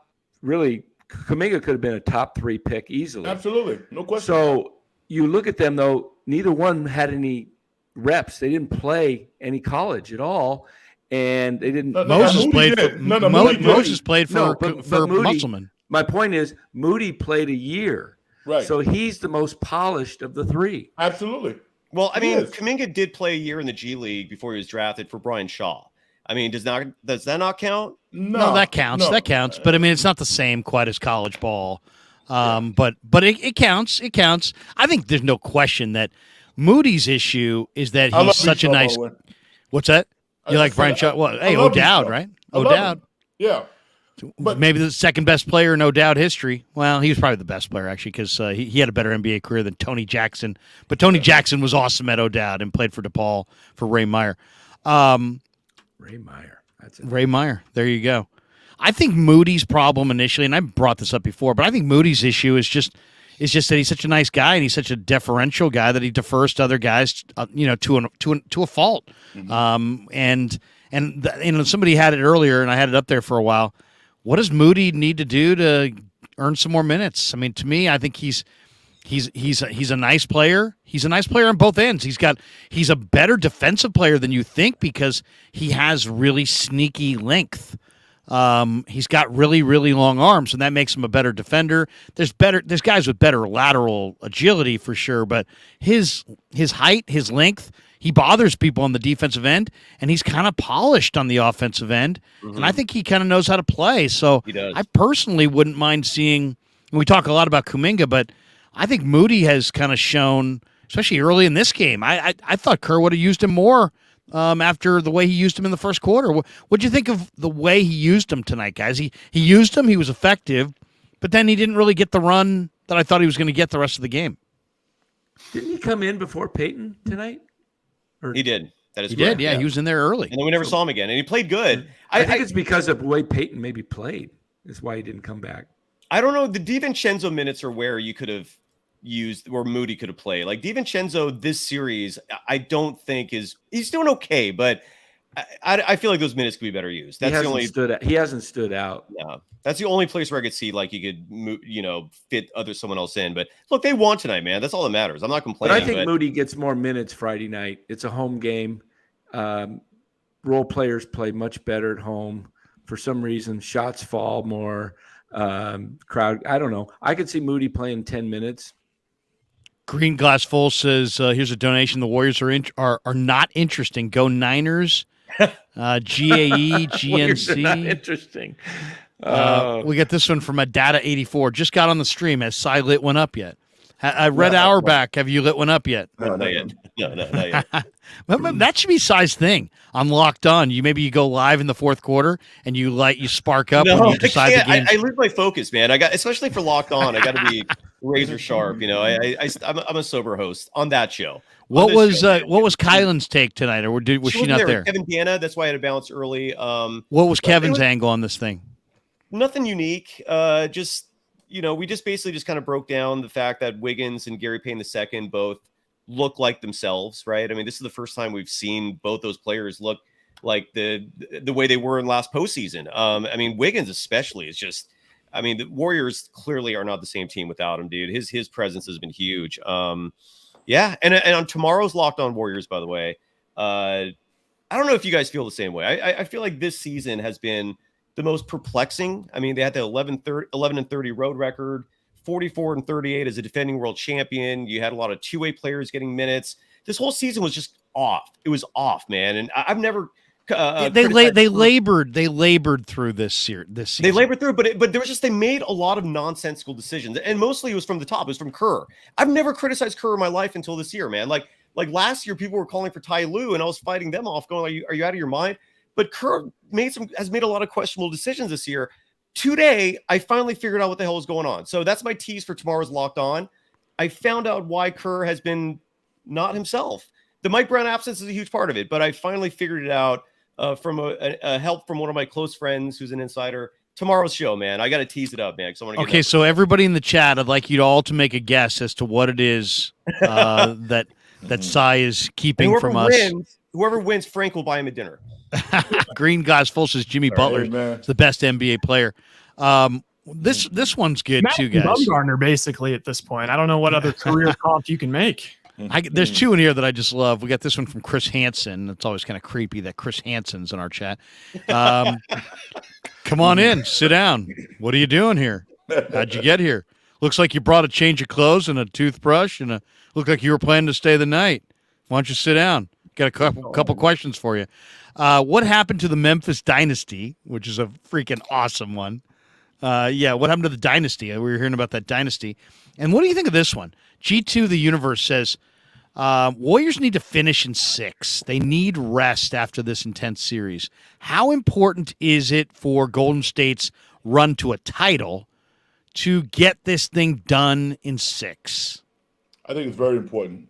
Steph Curry should not be playing 42 minutes in any game. And I mean, you look at him, and after 34, 35 minutes, he's really not the same player. He doesn't have the same legs. He wills the ball in the basket at times. But Kerr had to use him. I'm glad he used him because they needed to win this game. But for his ultimate success and productivity, he's playing a lot of minutes. So rest would be good as far as I'm concerned. Did you guys think it was interesting when they made that 12-0 run with Curry on the bench and there was a timeout that they brought Curry back? I was thinking, why not just, if you're doing well without, just give him as much rest as you can. You'll find out tomorrow, Dan, on Locked On Warriors. Oh, look at that. Look at that. It's a fucking tease. That is a tease, all right. All right. We got 400 people still in the room, so let's do this. Nice. We have Val Ramos who asked Rye a specific question. He says, does Rye have his own YouTube channel?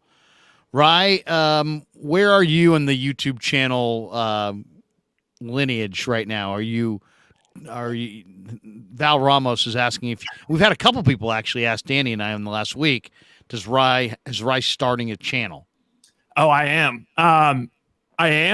But I'm just going to do, I'm going to take it easy. I'm just going to have a bunch of my buddies on. Honestly. Is that what the show is called? Is that what it's called? Taking it easy with my buddies? Yeah, I will be. No, I had that idea for like doing a network thing and all this shit, and obviously the old Hab. But I did file for an LLC for West Coast Bias, which I do like, and I probably will choose that as the name. I love that, dude. You told me that months ago. That was what you wanted to call. That's a great name. Yeah. So I think what I'm going to do is just honestly, I've been talking to a lot of my buddies and like, I'm 27 and I'm getting to the age where like everyone now, it's like they kind of over making the money from sales or whatever kind of boring job they have. And now they're starting to be like, shit, I don't have a creative outlet. So I'm like, why the fuck not? I'll just have my buddies on and talk a whole bunch of different things. I have buddies that like everything. Is that what 27-year-olds are doing these days, Ryan? They're all begrudging their lives because they make a lot of money and they need an artistic outlet. Is that what you're saying? I mean, I think cash doesn't satisfy them. They need more. I mean, it's not like these guys are millionaires here. I'm just saying, like, it's nice. You get out of college, all of a sudden you have a little spending money. All of a sudden you can you start going out, go out to restaurants, all that kind of shit. But after a while, it's kind of like, well, shit, is this kind of it? A lot of them. Okay, specifically the ones without girlfriends. Yeah. But yeah. So anyway, you'd see me on there sometime in the future. So a channel is forthcoming. It's forthcoming. I'll probably use the Movie Brothers channel just because it looks better, because we have that one video that we did that had like 56K from all of the Indian audience. Nice. Let's also, since we got everybody in the chat and we got a bunch of people here who still want to talk about the game. We're gonna have more to talk about in the game, but tell people if they want to join you for Locked On Warriors, how they can go about doing it.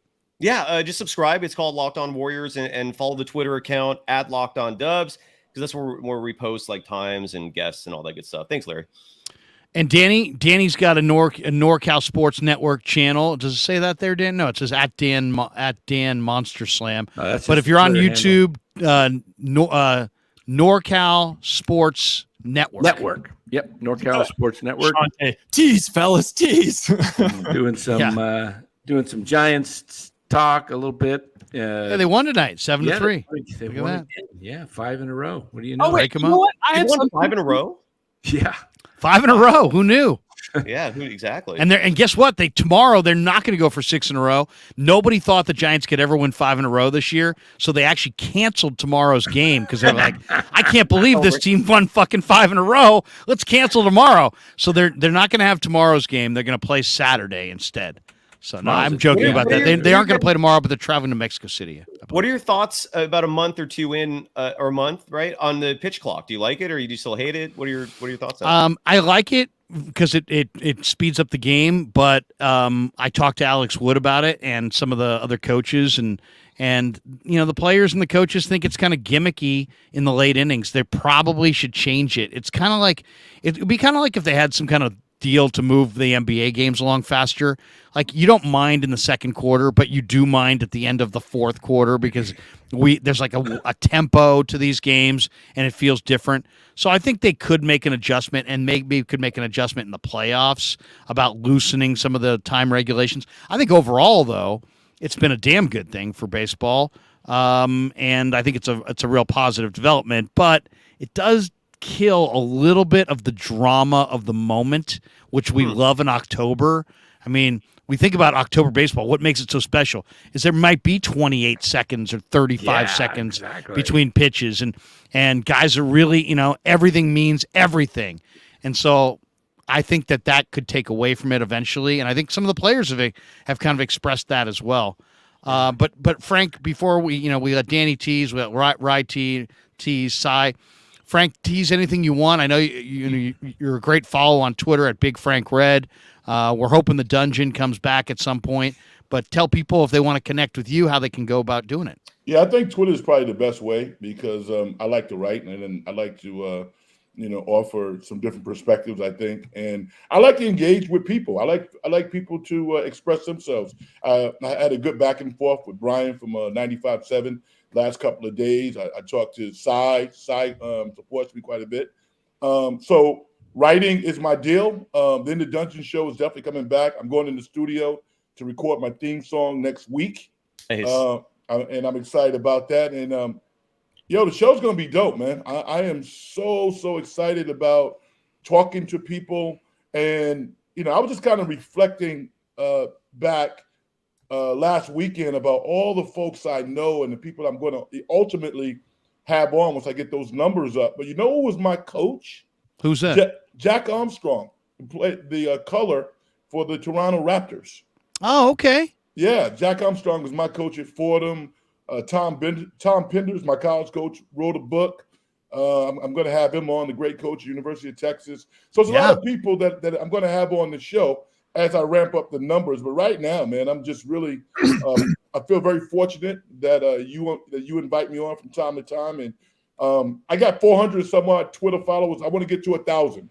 So follow me at Let's Big do Frank it. Red. Everybody go on Twitter right now. At Big Frank Red on that happen. Twitter.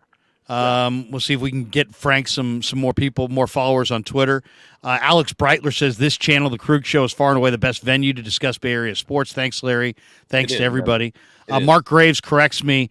Krug, you got your days wrong. The Giants do play tomorrow. Tomorrow's only Thursday. See, I've got the NFL draft on the brain. I'm thinking tomorrow's Friday. Giants are off Friday, right, Danny? And I said Mexico City. I don't think it's Mexico City, is it? It's like Monterey or something, isn't it? Well, it's somewhere down there. It all blends together for you. Yeah, I don't know exactly where they're playing. I know they're in They're not Mexico, playing in right? Cancun. I'll say that. They're not playing What's in Cancun.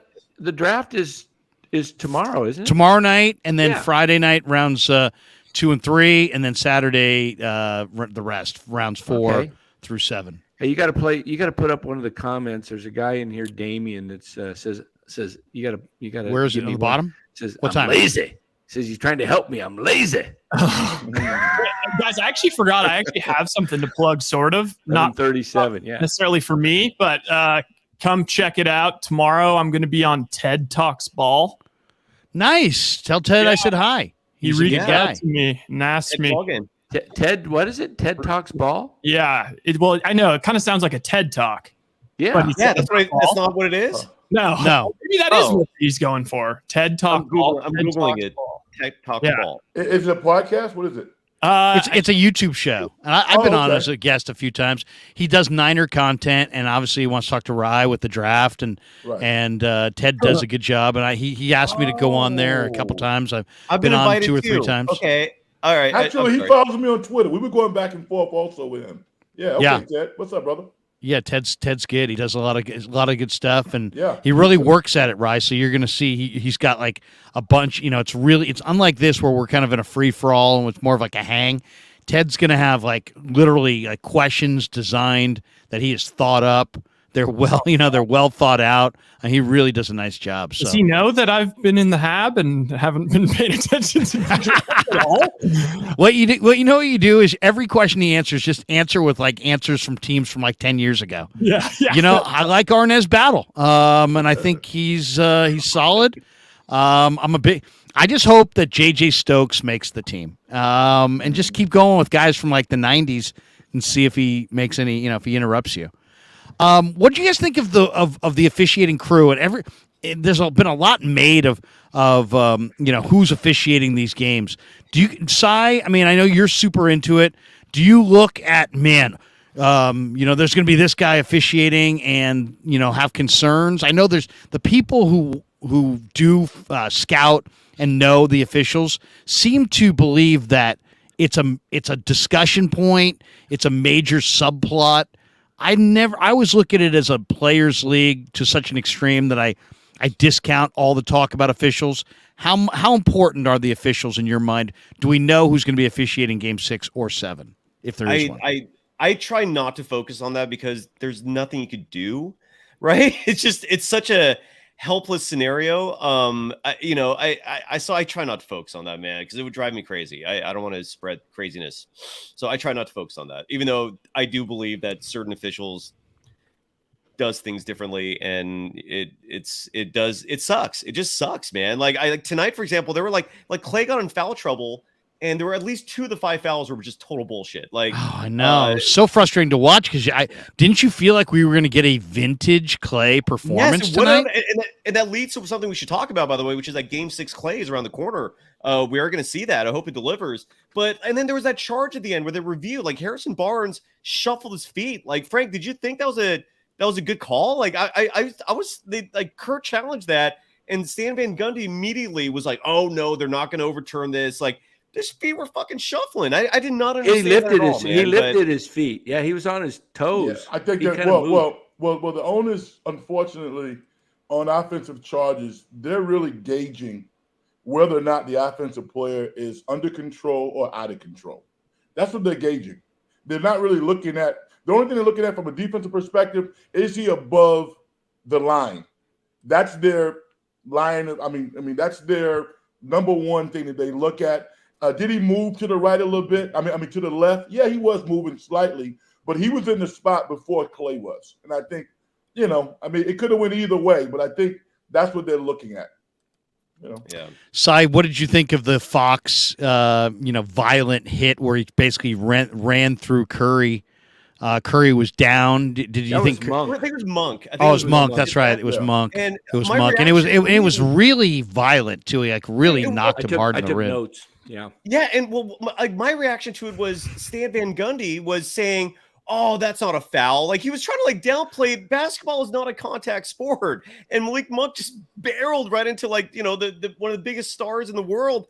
I thought that was crazy. I couldn't believe that there wasn't even a foul call. They just let that play. Did they call the foul? I don't think they did. did. Yes, they called a foul, but they didn't call flagrant. But there was tons of violence. It was Coach was wrong on that. I thought Coach was wrong on that. I do. What? Okay. The other question. Wrong on what? What was that, Frank? Well, he downplayed the intensity of the hit. He could have dislodged Clay's shoulder. He made it seem like it was just a routine deal, and it wasn't. It was not. Yeah. It was pretty. It's probably intentional too. It almost looked intentional, like to get that shoulder that Curry had been. Was it his shoulder or was it his side? It looked like it hit him in the ribs almost. Yeah, it looked like the ribs. Yeah, something. It was it was lower. I didn't like it at all, man. And Stan Van Gundy's just just let him play. What's the big deal? It's like, dude, you're out of your mind? Like the guy was running full bore like a fullback out there, man. It was crazy. Yeah. Anyway, I didn't like that. If my son drops a message in the chat, he says, "Drop a like, everybody. Drop a like. Hit subscribe if you've yet to subscribe. Please subscribe to the Krueger Show. We would love that. Brought to you by Pig in a Pickle, New York style sausage, and Telmetrics. All right, what would you expect if the Warriors can put away Sacramento? What would you expect in the next round? The Lakers early in the year, I thought were a train wreck, and then Pelinka made all these deals. And to me, it was like, this is why LeBron should not be the GM and why Pelinka is the GM, because LeBron as the GM surrounded himself with guys that he just liked and didn't mesh with his skill set. Pelinka went and said, you know what? LeBron's going to have the ball in his hands. Let's get a scorer who can work off of him, D'Lo, and let's get some athletes with some length who can defend, who can run the floor, fill the lanes, and complement the king. And they brought in Rui, and they brought in Beasley, and they brought in Vanderbilt, and D'Lo, and Mo Bamba. And to me, Reeves has played well all year. I like the Lakers a lot. I love the way they look. What do you guys think? What do you think of Warriors? The Warriors can't look ahead. We have the luxury. We can. What do you think of Warriors Lakers? The Lakers look old to me, and I'm surprised by that. But their best players are their interior players, so that's not to the Warriors' advantage. You know what I'm saying? Because Memphis has guys, even with their big guys being out, they still have some big sturdy guys that give Anthony Davis and even Braun some challenges. So they're going to try to go inside if they play the Warriors, and that could be problematic. But they're tired, man. Anthony Davis is broken down. LeBron, I love what I'm seeing from him, but he's not the same high-flying player. I just think that the Warriors are a little better at this point, particularly on the perimeter. But they have to find a way to play against Anthony Davis because he could put some big numbers up. He really could. Cy or Danny, Cy, Rye, how do you guys see Warriors Lakers? Kevin, Dan and I talked about this earlier because you have to, right? The Warriors, this game tonight was so big for the Warriors. It's crazy that they remain undefeated during this dynasty run. And I'll say dynasty over and over again. Someone hated on that earlier. Dude, it's a dynasty, man. How often is your team a dynasty? How can it not be? Exactly. They haven't lost a Western Conference playoff series since 2013. They've won a road game in 27 straight series. 28 consecutive series where they've won at least one road game. And this game tonight was huge. They remain undefeated in game fives when the series is tied 2-2, which is phenomenal. They understand how big these games are. If it's Memphis, and Memphis could win the series, by the way. Like if they win in LA, dude, yep. I think they're going to close it out in game 7. But if it's Memphis, the Warriors have beaten What's them. the spread? Do we know that spread in that game? No, I don't know. No, When is I'm that, curious, tomorrow? But I think the Let me check Warriors will beat Memphis handily. I really do. I think that'll be It's a Friday. series where. Who would you rather them play, Si? Well, here's the thing: the Lakers. I almost want to say the Lakers for two reasons. One, piggybacking off what Frank said, even though the Lakers won the season series 3-1, I say toss that out. I don't think that means a damn thing. The Lakers are old. They're deep and they're big, but the Warriors have the personnel to match that. They just haven't shown it that much. But most importantly, if they play the Lakers, they get home court. Yeah. That's crazy. Oh, yeah. I didn't even think about that. I don't think the Lakers, by the way, are minus 4.5, guys. That makes sense. In Game 6. What do you guys think? I don't know if you've already looked. If you have, don't answer. What do you think the spread for Warriors? What do you think the Warriors will be favored by Friday night, Game 6? 7. 5. I was 9.5. 8. Who said 7? Cy, you're the winner. It's 7. Is it? Oh, it's wow, 7. yeah. Did you see gamble. I don't get but I don't gamble. You're locked on. Were you locked on this spread? I didn't see it. I swear to you, I did not see it. I'll tell you tomorrow on Locked On shocked the Warriors were favored tonight. That surprised me a little bit. They were favored They were by 2. Favored by 2, right? Yeah, exactly. Yeah, but it was like a 4 or 5 point swing once the Fox injury, wasn't it? Wasn't Yeah. it? Yeah, I mean, that was, and amazing too, because Fox looked really good For the first quarter or so. He started to. He didn't look that great in the fourth quarter. To me, that's the game he takes over in the fourth. He looked like he was in pain. He was deferring to Monk. Monk was taking the ball. Fox didn't even hardly have the ball. When he did, a lot of times he was fumbling it with his dribbling, and he was, I think that finger it became more of a problem as the game wore on. Agreed. Wait. Holy shit. I just saw on Twitter, there's a clip circulating of Jimmy Butler just very aggressively to Drew Holiday saying, I own you. And with 2 minutes and 45 seconds left in the fourth, and they are still down 6. Dude, I love Wow. Jimmy Butler, man. Jimmy Butler's he's had an incredible he's had an incredible postseason so far. Hey, to me, I thought one of the things that has been a great adjustment is how the Warriors have defended Domantas Sabonis. Mm-hmm. They were banging him tonight, even when he was up against a smaller bodied guy, Wiggins. You can see that Sabonis is expecting he's looking to pass. Mm-hmm. He's looking to pass or just pound you with his shoulder and get right to the rim. And the Warriors have singled him up. They're taking away the pass option. And we talked about this at the beginning of the series. Where are you more worried about Sabonis? Dominating on the rebound as a rebounder or dominating as a distributor? And I said, hey man, I'm really more worried because the guy, I didn't realize that he was averaging 7.5 assists per game. I think you got to shut him down as a distributor. And then they left him, they bumped him and threw extra bodies at him early. But obviously they've changed their game plan. They're giving him space. He took a goddamn 3 tonight.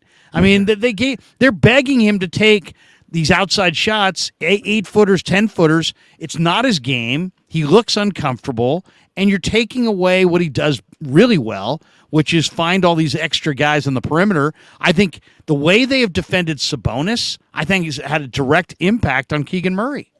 I haven't seen him. Murray's not getting that open look because now they're guarding Sabonis one-on-one. I think it's been, to me, that one adjustment helped them against both Sabonis, make him uncomfortable, and kind of make Murray less of a factor. Murray is not a create for himself guy. He's a perimeter catch and shoot big at this point. So if you can take away the guy who distributes, you can take away Keegan. That's a great point. Yeah, that's a good point. And, I haven't seen much of the Kings this year, but after watching 5 games, it appears to me that Sabonis is getting very frustrated. You see him getting on his teammates whenever there's a defensive lapse, or he's yelling at the refs constantly. He's constantly complaining, even though he's traveling every time he gets the dang ball. He's bullying over people and then just putting his shoulder or his elbow, and he's leading with that like he's a battering ram, and then he complains that he gets called for the foul. I'm just like, he looks to me like the Warriors are really getting to him emotionally and mentally. Yeah, he needs Brian, to work on his game. What's that? What did you say, Frank? I think he needs to work on his game because the Warriors defensively, they can assess what they need to do to stop him. He just turns to his left hand. He has open jump hook shots over against his left shoulder, but he doesn't use his right hand. So he's not a tough guy to guard if you embrace the physicality. And Looney and Draymond, that's their specialty. So they are frustrating him and they're limiting him because they don't mind engaging with him physically. He's not used to that. And I'll say this about him too. After watching him do the thing he did when he yanked on Draymond's leg and then just the way he's playing, I know he's an all-star, but he looks dirty at times. I think he doesn't he doesn't bathe? No, he plays. Yeah. He just plays. I think he plays a little dirty, and he gets away with it. He's always been so complimentary of you and your NorCal Sports Network. You got to call him dirty? That ain't right. By the way, Tammy McDaniel, I got to go with Brian Iglesias first. I thought Fox walked all over Tony Brothers tonight, consistently cussing him out after almost every drive to the basket. He got away with a lot of whining tonight. He's a red ass just like Draymond. I think that's a great comment from Brian. And then we have Tammy McDaniel, who's always the best, says, lighting the beam. Lighting I the might beam. as well. I should, huh? I should do that. Come on, Cy. You're our red hour back. Yeah. I don't have any blunts though tonight. I just have this little thing. I guess I can light it up. There you go. My cigarette. I'll light a cigarette up tonight. What the hell? It's 12, right? Big win. It's almost 12. 3 minutes too. Game 5. We're coming down the home stretch here. Put on the slippers. Put on the slippers before midnight. Hey Frank, what do you think of the Knicks, man? Hey man, I love this team.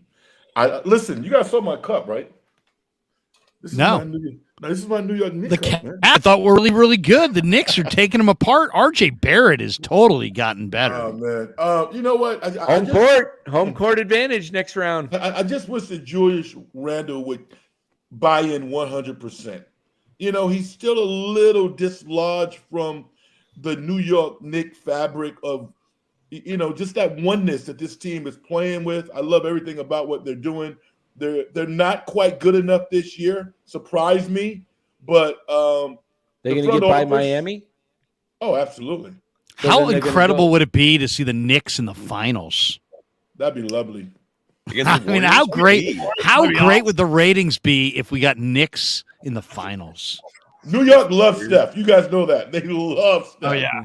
Oh, my God. Every time I watch the Knicks, I just always think of Mark Cuban and how much he blew it. Like, you just let Jalen Brunson walk away, man. Like, How the fuck do you do that? What an idiot. They let the media, because also Luka is somebody that every NBA media guy has Luka's balls in their mouth, and they all just wanted to so badly say that Luka didn't have enough help, and so then of course they get rid of Brunson to mix it up, and it's dude, Brunson was awesome. They were winning games in the playoffs with Luka out. How can you not see that? Brunson knows how to play, man. If you know how to play, you can win. You can win NCAA tournaments. You can win NBA playoff games. It's amazing, isn't it, when you really see guys who know how to play the game? Suddenly it's it's April 26th. We're going to fast forward to June 26th, and we're going to be talking about the NBA draft, and we're going to be talking about 46-inch vert. Oh, this guy, did you see? This guy's got 44-inch vert and he's this and that. Oh, this European guy's got handle. And you just forget. It's what about the guys who can actually play basketball, who aren't quite the right height, don't have the right arm length, don't have great lane agility numbers. And you know what I mean? Don't get off the, they're not high risers above the rim. That guy, Brunson, is just a winner. And if you saw him in college, this is how he plays. And now he's even a smarter player, a better player than he was then. This should surprise nobody, man. This guy knows how to play basketball. And once again, it goes back to this is a Nova guy, right? Isn't it? Is Brunson Nova? Yes. Yep. Nova. Yeah, Let me ask. Nova.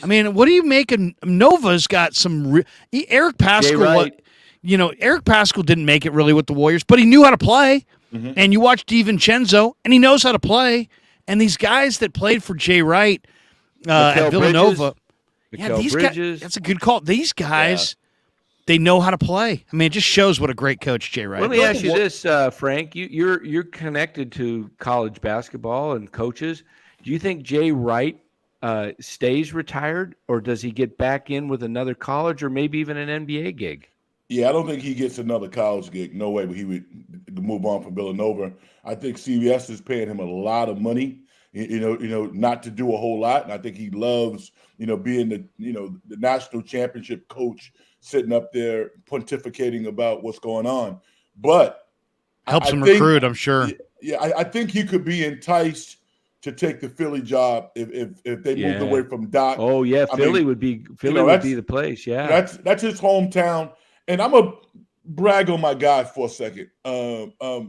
Jay Wright and Billy Donovan are very similar college coaches, and what they do is they focus on the fundamentals. And all of those Villanova guys, they focus on the fundamentals and being selfless, cutting, passing. So when those guys come in to the NBA game, they're ready to go. And Eric Pascal, by the way, went to Fordham first, my alma mater. This guy was not a high-level recruit coming out of high school. He's like a 3-star, blew Fordham up, and he went to Villanova. So the fact that he got to the NBA is absolutely amazing because he was not a top-notch player. I know these coaches that that get out of the game, they retire. They have a really hard time getting the coaching out of them. Right. I talked to my brother. He's been retired for a couple years, but he's actually been helping out at De La Salle, just going over there during basketball season was just because he wanted to coach. He likes coaching, so just going and helping one of the the head coaches out. But you got a guy like Jay Wright. He's only 61. I mean, that's not going to leave him that coaching. No, you know what? His sister lived in the Bay Area too, by the way. That's a little nugget. Yeah, I mean, do you guys see that comment? Because what I'm hearing is like, okay, I like Jay Wright a lot. I love Jay Wright. But like, I just don't see him going and preaching fundamentals to James Harden and Joel Embiid. I don't see it. But the Warriors, if he wants to come and be an assistant coach and try and be, where he'd be a great coach would be like Houston. He's not going to just hired the job. I think he's right where he should be, to be honest. He's getting paid a ton. He's got the game that he loves. He's got a program that he loves. I'll tell you, even before he ever got there, I mean, Massimino had that program at a real high level. They won a national championship. I mean, we always talk about NC State over Houston, but I mean, Villanova with that kid Jensen over it Georgetown? Yes. In the final? Yeah. I mean, that might have been almost as incredible with Easy Eddie Pinckney and Harold Presley. And that was a better game. That was a better game, but I mean, that was a huge upset as well. I mean, that Georgetown team wasn't that Georgetown with like Michael? Well, no, was it Michael? No, not Michael Graham wasn't there. But he was there. He was there. Larry, do you do all this on memory, or do you have like a board where you just push the subject and all these things? I wish I had a board, man. No, Michael Graham was there. Michael Graham, David Wingate, right? They had Reggie Williams. Yep. Obviously, was Patrick. It was Patrick, right? Yep. Yeah. So I mean and those teams were loaded. I mean, we talked so much about NC State, and that was beating Phi Slamma Jamma, the most amazing upset ever. But man, Jensen and Massimino pulling that upset was. That's pretty damn close.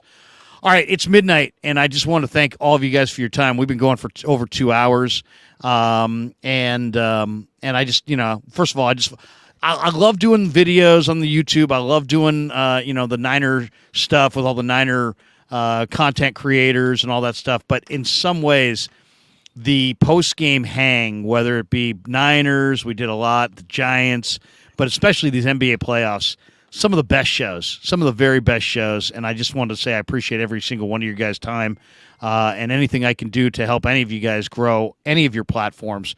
I'm there for you. So it is midnight. We may go a few extra minutes. If anybody wants to hang, they can hang. If anybody needs to jet, feel free because it is midnight, and I'm sure you guys got to work tomorrow or do stuff tomorrow. So anybody who got to go, no sweat. I just want to say thanks a lot, and hopefully you guys can join us after game six, maybe Friday night. What time is that game, Si? You said 5 or 6? Yes, it's early 5. So it'll be over around maybe 8:00 Friday night after. We'll have a lot to talk about with Trey being traded, and then and then game 6. So we'll have a lot to get into, and then of course the Giants the Giants will not be playing that night, so it'll just be all Trey and the Warriors. So take care, folks. Good night, Frank. Have a good night. Hey, good Appreciate night, you. Night, Talk Frank. to you soon. All right. Everybody else can hang. Ryan, I'm gonna jet too, but you're gonna jet. Yeah, No thanks, sweat. Thanks for promoting my channel, helping me grow my channel. Help Absolutely, me, brother. Absolutely. Just either help me grow as a person, help me just be a better man. All right, get the fuck out of here. God damn it. Not just goddamn obnoxious son of a bitch. I'm just joking. I'm joking. But Danny, good stuff. Good stuff, you motherfucker. Have a good night. All right, there you go. All right, now let's do a real show. We bring in JD from 95.7 The Game. No, I'm just joking. What's up, JD? How's it going, man? What's are you? Where are you at the arena still? Yeah, I'm. As you can see here, if I move over. Yeah, where are you I'm, exactly? Section 104 here. At are you looking out on the floor right now, or where? What's in front of you? I am looking right out on the floor. The cleanup crew is in here, and there's a few people still working. A couple people doing some TV stand-ups, some recording. I think looks like Kendra Andrews is down on the floor recording some stuff for maybe some overnight sports centers that are going to air. And so, yeah. What's the latest you've ever been there? What's if because it's already 12:07. You guys went to midnight on 95.7 The Game? Yeah, I mean, I just did. Forgive me. I just took a seat. I did 2 hours here standing because I needed the camera to be able to have the right angle and for YouTube and Swit and some high chairs here, and they took away my table. I don't think there was anything unseemly going on, but I had a nice little room and a table where I had everything set up for the first couple of games, and they took the table out of this room, so I had to goddamn Ray Ritter. Well, what's going on, Ritter? This would be the King's side. This would be the King's side. Who's the King's PR person? Shannon Malone and we'll just Michael blame Martinez. Deuce Mason or Carmichael Dave. Goddamn Carmichael Dave took JD's chair and table. Let me tell you, if anybody got my chair removed tonight, it would have been Carmichael Numbnut. There's no doubt about it. There's no. Have you seen Carmichael since? Have you seen him there? I have not. I haven't seen him. I didn't see him tonight. He was probably here. He likes to do the old credential. Hey, I got my credential, but then I'm going to go sit in some seats with my family. And there you go. And, he's a good guy. Know, so what'd you think? I mean, I started. You could have gone in any direction tonight, right? Because Looney was great. Steph was great. Clay looked like in the second quarter, like he was going to have a vintage Clay take it over kind of a game, and then foul trouble hit. But I started talking about Draymond Green, and I just to me, JD, it's like the guy, there's people that are knowledgeable that you talk to, that I talk to, that will sometimes suggest that Draymond is like just been along for the ride. Like he's like the Johnny in the right spot at the right time kind of a thing, where it's like, he's just fortunate to be here. And his Hall of Fame candidacy is all based on what other people did. And he's just fortunate. And there's sometimes when he starts jawing with other guys in the NBA, you can kind of hear some of their comments push back on that, like, oh, yeah, you're nothing. Tonight, if you really believe that, tonight has to reaffirm that is just an absolute joke. This guy's a genius player. He was huge tonight, especially in that third quarter. Man, you put money on the freaking table, JD, and this guy shows up. I was just so impressed by him. Give me your impressions of Green and the performance he had, and how maybe important or unimportant it was, you think, for Kerr to bring him off the bench the last couple of games. Well, it was everything. I think that adjustment in the series and him not being available for game 3 is one of the things that we could look back on if the Warriors are able to close it out and as being a turning point in the Warriors' favor, which is the irony. It's incredible because I think we all looked at that. And the last time I think I was on with you guys after game 2 and the Warriors are in trouble, and is Draymond going to be suspended or not? He winds up being suspended. I mean, that looks like a scenario that could have been catastrophic, maybe season ending, but it winds up kind of flipping things in the other direction. And Draymond able to take a play off as he did in game 3 or a night and watch the way this series was unfolding, watch the way the Warriors played without him. And then he has that ability. Nobody ever said Draymond Green wasn't smart. Like Draymond Green is incredible. Genius as a player. He's just a hothead. He's just got a temper.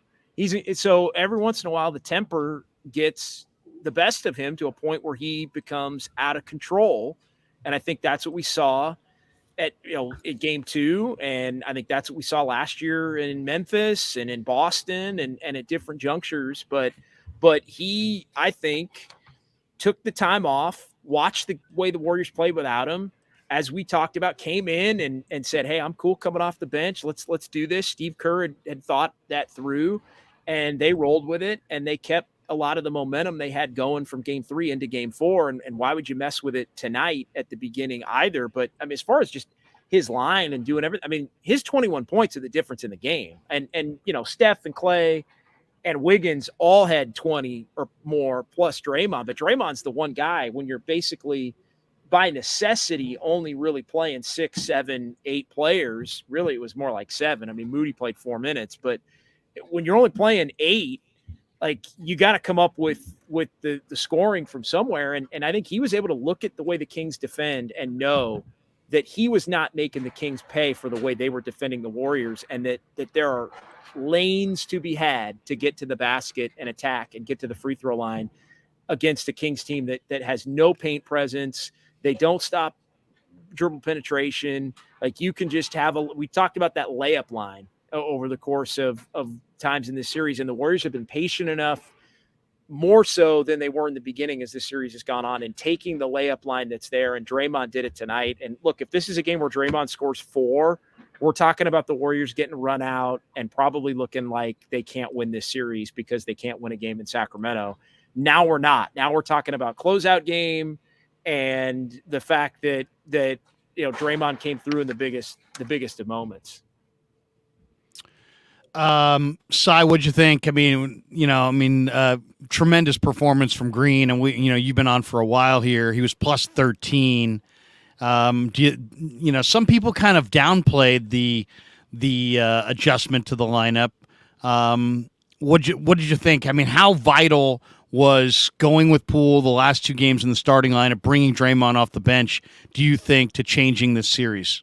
Well, what's funny is like you mentioning Jordan Poole. That's the first time I've heard his name mentioned either on my show or your show tonight, just because he had a weird game. Like I just wish Jordan Poole, when the threes aren't falling, would stop shooting them. Like I feel like if he did that and just attacked the rim more and started becoming a playmaker involving his teammates, he would be such a better player. And I imagine that's going to come with maturity and time. But look, Draymond, it was his idea. He seems to be perfectly content coming off the bench. I don't see how that hurts the Warriors at all. I mean, the Warriors bench has been like in a lot of ways, their kryptonite this year. And now you have Draymond coming off the bench. It's no longer that bad. So I mean, look, I'm thrilled by it. He is a massive salve for when the Kings bring Alex Len off the bench. Len's been like annoyingly effective. At least in the first 2 games he was, and then game 3 we saw JaMychal matched on him, and then now we have Draymond coming off the bench. So there's always at least one like legitimate big out there with Len, so he's neutralizing him there. But I mean, look, Draymond, it's just like you guys said, man. He's one of the smartest human beings in terms of basketball intelligence, and maybe even more than that. I guess we'll find more of that out when his playing career ends and he starts becoming a full-time broadcaster. And Jordan Poole, I feel like, and it's just going to come with maturity. Like once he realizes, okay, I am not Stephen Curry, so I'm not going to try to act like Stephen Curry in terms of being a 3-point shooter. And because he's so good at penetrating, man, he's so good at attacking the rim. And I think he's going to learn as he gets older that he can be an even better player by involving his teammates and setting them up. And so far so good, man. I mean, the fact that we're already talking about the next opponent is just insane. I mean, this Kings team, I want to give them respect. They're good. They're damn good. I'm not doing that. I'm not doing that tonight because I mean, we already did that. I mean, you give them an inch and they all of a sudden the game's tied when you think the game's over. And so that's one thing, especially with the weird start time on Friday. I mean, I talked about that a lot because, Warrior fans are fired up. Even some people on the King side are kind of like, hey, we'll be there for the funeral on Friday. I'm like, we'll see. The Warriors have gotten down at home. Like, the one thing about the Warriors and the champion's blood and all of that stuff is they do know when they have a little room to play. And I think this year when the Warriors have had a little room to play, they've used that room to play. Now, I know the playoffs are different and this is a closeout game, but that's one thing. Like, this is still a little bit of a different team compared to years past, even though they showed the full brunt of the champion's blood and all that tonight. Like, there's still a part of me that wouldn't be surprised with the way this season has gone, as if we look up at about 5:50 on Friday afternoon and it's like, oh man, the Warriors are down 60-48 and Chase isn't exactly rocking because people are starting to file in and they're in a little bit and they got to fight back. And look, you can make up 12 points on the Kings in about 2 minutes if you get engaged, but to me, you don't want to have to sweat it out to that level if you can, possibly avoid it. Just quick note on Poole, Larry. I'll be very, very short and side. I think his just availability to be able to play, even though he hasn't played well, like we can talk about short road, like they have needed his ball handling and it has been clunky at times. And he didn't make threes tonight and he chunked some layups and it's the full Jordan Poole experience tonight as well. And I'm looking at the turnovers. He didn't have any turnovers tonight. So he didn't shoot it well.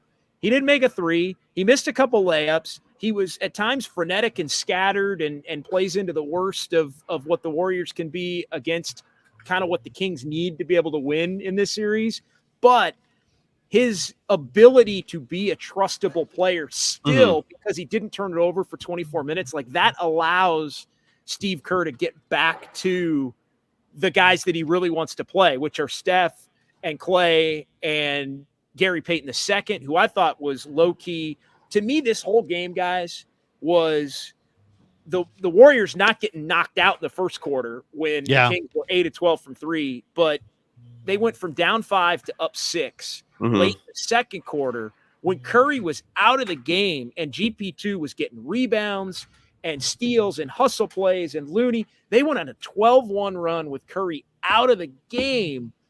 They went from down 5 to up 6, and they really, it was dicey at a bunch of different points, but from that point on, the Warriors had some semblance, it felt like, of control of the game, even though it was super tight, guys. When the Warriors went on that third quarter run, I think it was 7-0.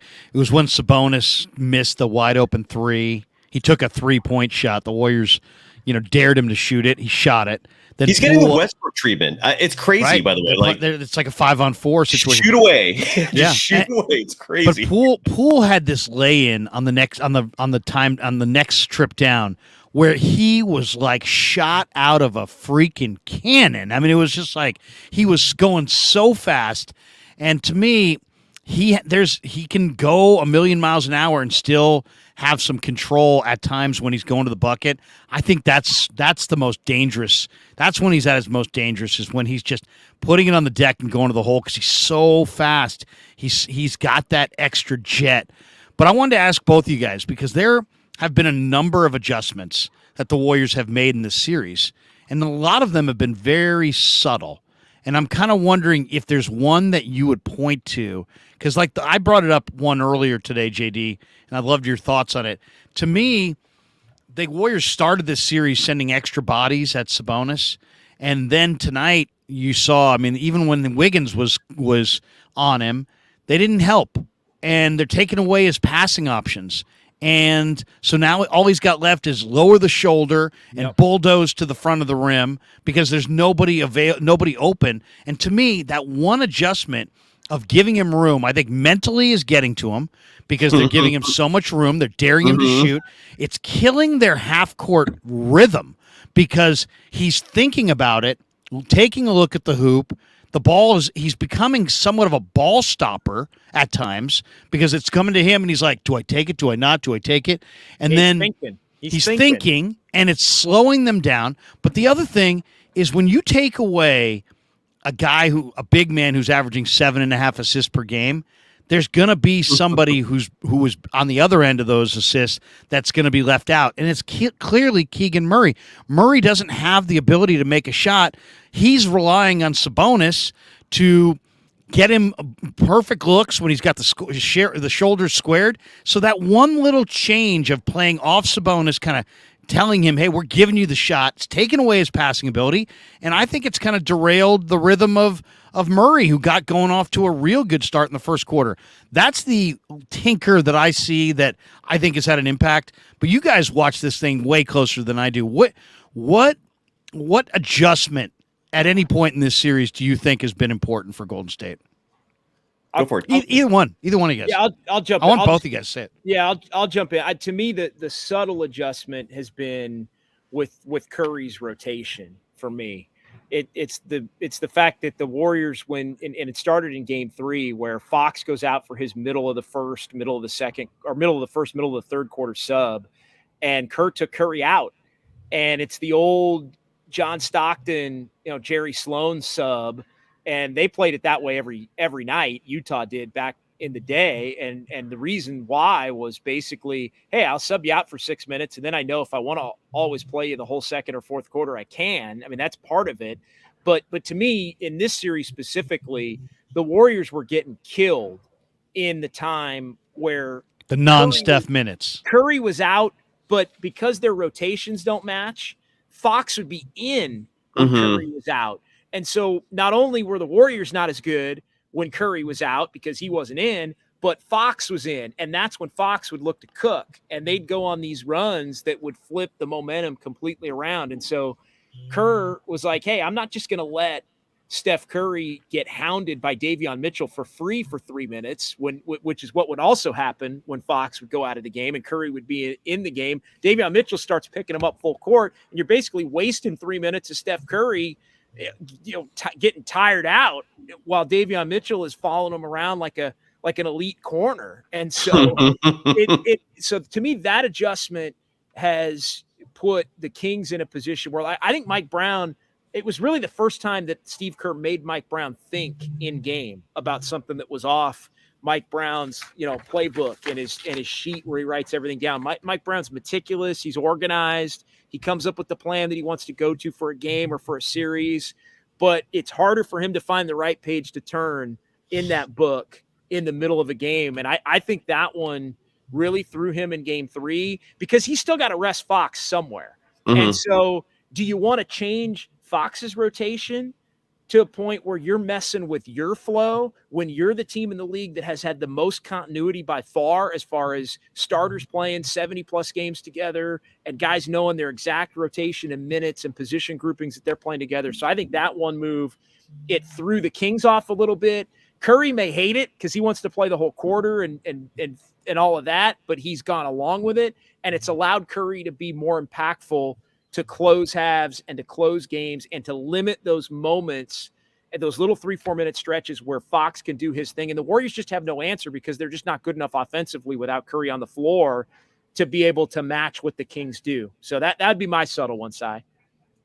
But yeah, I mean, you call that out after I think Game 3 or when, you pointed that out very early. I mean, I'm not seeing a lot of adjustments. I mean, tonight I just saw a Warriors team that resembled the championship team. Like they just had that swagger that, like I was saying, Gary Payton II looked the best he's looked all year. Like his verticality, if that's a word, was limited. I didn't see him have the same hops even in games 1 and 2 that I saw him tonight. Like tonight, he won that jump ball, which I thought was awesome against, I think, Sabonis. He was getting these huge clutch rebounds. Wiggins has looked the best he's looked all year as well. It's just nice that things are coming together at the right time, as it always does. And one thing I highlighted on Locked On Warriors is that Stephen Curry, he needs to be commended for how much he's put his body through in terms of making himself stronger, in terms of handling the rigor of physical contact, because the Stephen Curry of 2015 was not getting to the basket the way he's doing it now. Like Stephen Curry has become a player where when you need an easy 2 points, he can be that guy for you. And that's incredible. Like he will, like, he's virtually unstoppable when he wants to get to the rim. And Davion Mitchell looked so frustrated tonight because his nickname in college was Off night. Off Off night. night. Thank you. Yeah, because Off he's night. he's It's a great like nickname. you said, he's a lockdown corner.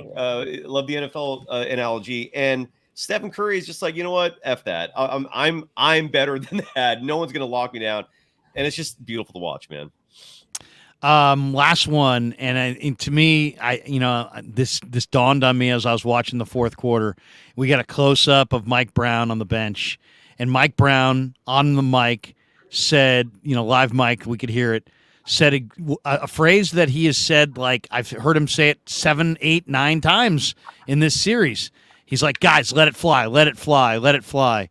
And I just get the feeling that when Sacramento's kind of feeling good, and we saw this with the Warriors in their early days. They would go on these spurts, and it was all about feel good, big feel good, and they were always trying to feel good, to the point where they were taking some bad shots sometimes with leads because they're getting everything's about the feel good, and I think Sacramento's a little bit about the feel good, and when the games get a little tight. Some of their key guys, and I'm thinking of Barnes, Herter, Davion Mitchell, they get a little tight, and everybody starts watching Monk and Fox do their thing. And I think Mike Brown's been trying to implore these guys, hey, guys, if you're open, let it fly. Yeah. Because I think deep down he knows the mentality of his team that Herter and Murray and Barnes and Mitchell, that, when there's a little bit more pressure, they'd rather kind of dish it to Fox or dish it to Monk and let those guys. So to me, that's kind of a little glimpse into how Mike sees his team. And I think Sacramento's a real exciting team, but I think they're a couple defensive players away from really contending. But I thought that was really revealing. And I kind of want your guys' thoughts on, do you think Sacramento's going to get any kind of reprieve from Barnes or Herter? Both these guys started this series looking phenomenal. I thought Barnes at times looked like the best player on the floor, and Herter, man, we were all kind of singing his praises. Both these guys have freaking evaporated for the most part, and I'm wondering if you guys have a reason as to why. Is it just that they're not big enough? The moment's too big. Or is it something the Warriors are doing to neutralize those two guys? Just while I still remember this before my THC induced brain forgets everything. You brought up Sabonis and how the Warriors strategized defensively to shut down a lot of his passing lanes. They're forcing him to go to his weak hand repeatedly. But I think the fact that the team's leading assist player, which is incredibly what Sabonis is, Herter suffered from that. I mean, Herter is a role player. Like I feel like he was maybe a little overhyped entering this series. Like he's never really been a star. He's not Klay Thompson. He gets compared a lot to Klay Thompson. It's just ridiculous. He's a glorified role player. I mean, I don't mean that in a disrespectful way to Kevin Herter, but it's just I don't think he should be overhyped. So I think defensively the way they've treated Sabonis has affected Herter, and then the Barnes thing. I don't know if he's been shut down. Like he's getting buckets. He's effective at like posting up and attacking the rim. It's just his 3-point shot is what every Warriors fan remembers. It's just a brick house. But I am loving. I'm absolutely loving. It is entertaining to me watching these little interactions with Barnes and his former teammates, especially Klay, Steph, and Draymond, because we all know Barnes doesn't like Draymond. And those two are going at it a little bit. So I'm amused by it personally, but that's my 2 cents.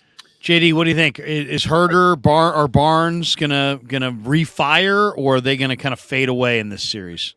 Yeah, I mean, look, Herter is the kind of guy that's capable in any game of hitting 6, 7 threes. And so I don't think you can rule it out. But I go back to what Cy said and what we were talking about as far as Sabonis and taking Sabonis away. And because to me, taking Sabonis away takes the Kings out of their flow. They throughout the course of the year, they've been a team that Sabonis really for the first 3 quarters sets everybody up, gets his own. A lot of time he can be the alpha because most teams don't have good bigs. So he can kind of have his way and get his and get everybody else involved. A lot of teams aren't interested in playing defense. And so Herter gets a bunch of open looks and Keegan Murray gets a bunch of open looks.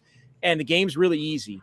and they'll go to Harrison kind of in these little ISOs when they need a bucket. Saw him do that a couple times time. There was a point, I think, third quarter, where Harrison was kind of keeping him in the game. Getting to the free throw line, Monk will put his head down like he's unafraid. I think the Kings are trying to find the balance of Sabonis is being taken away, and that's screwing up Herter and Murray, I think, to a certain extent. Fox is always willing to go takeover mode, but now he's banged up. And I think we saw the finger was much more of an issue for him as the game went on than it was early. Maybe a little whatever he took was wearing off a little bit as the game was going on. And so that was a problem. But then so they're finding this balance between, like, their flow's messed up and they have some alphas who are always willing to take it, and then they have some betas like her, like who Harrison, like Keegan Murray. They almost have to be prodded to take the shot. Davion, who's not a great shooter. So I think that's where it comes into Mike Brown trying. He's not telling. He's like Malik pleading Monk, with them. He's not telling Malik Monk or Fox. He's talking to Keegan, and he's talking, I think, to Herter when Herter's not hot. So I think Herter's confidence gets a little bit down. I think he's even talking to Sabonis. How many times, if you watch, how many times out of a timeout in this series, if you go back and look, it's almost always a set play for Sabonis where you can tell in the timeout, or Harrison Barnes, where you can tell in the timeout if one of those guys are on the floor that he probably put his finger in their chest and said, I'm running this play for you. Go score. I have confidence in you. Dominate your man and score and get to the free throw line. And he'll run these little ISO plays for him. And it's almost as if he's prodding them to get going in game because he knows they need him. So there has been this balance between the alphas, I think, kind of in the betas with the Kings. And it all hinges from the flow being jacked up because of the job that the Warriors have done on Sabonis, who was, throughout the course of this whole season, their best player. And I thought tonight it almost got to the point, and the Kings were still hanging in the game because they were getting to the line. They were, yeah. But I thought tonight it was almost they were taking turns. Like, I thought the Kings were kind of taking, and anytime a team starts taking turns, like, hey, Fox, this is your turn. Monk, this is your turn. Harrison, this is your turn. And you're basically ISOing, but you're taking turns. You are screwed, especially against a team like the Warriors. And that's exactly where the Kings got to. They're more of a flow team, but they've taken the flow away. Fox has had his moments, but the flow being taken away, they cut the head off the snake in Sabonis, and it's kind of impacted everybody else's shine. Yeah, I want to make two points, but just adding to that. One, it shocks me still how many people, mostly those who cover the Kings, thought that Sabonis was going to actually have a chance against Draymond. I got in these debates with people on various shows. Or Looney. Or even Looney. You're at least Looney. I was like, well, I mean, look, all right. I mean, Sabonis. I just didn't want to disrespect Sabonis by saying that.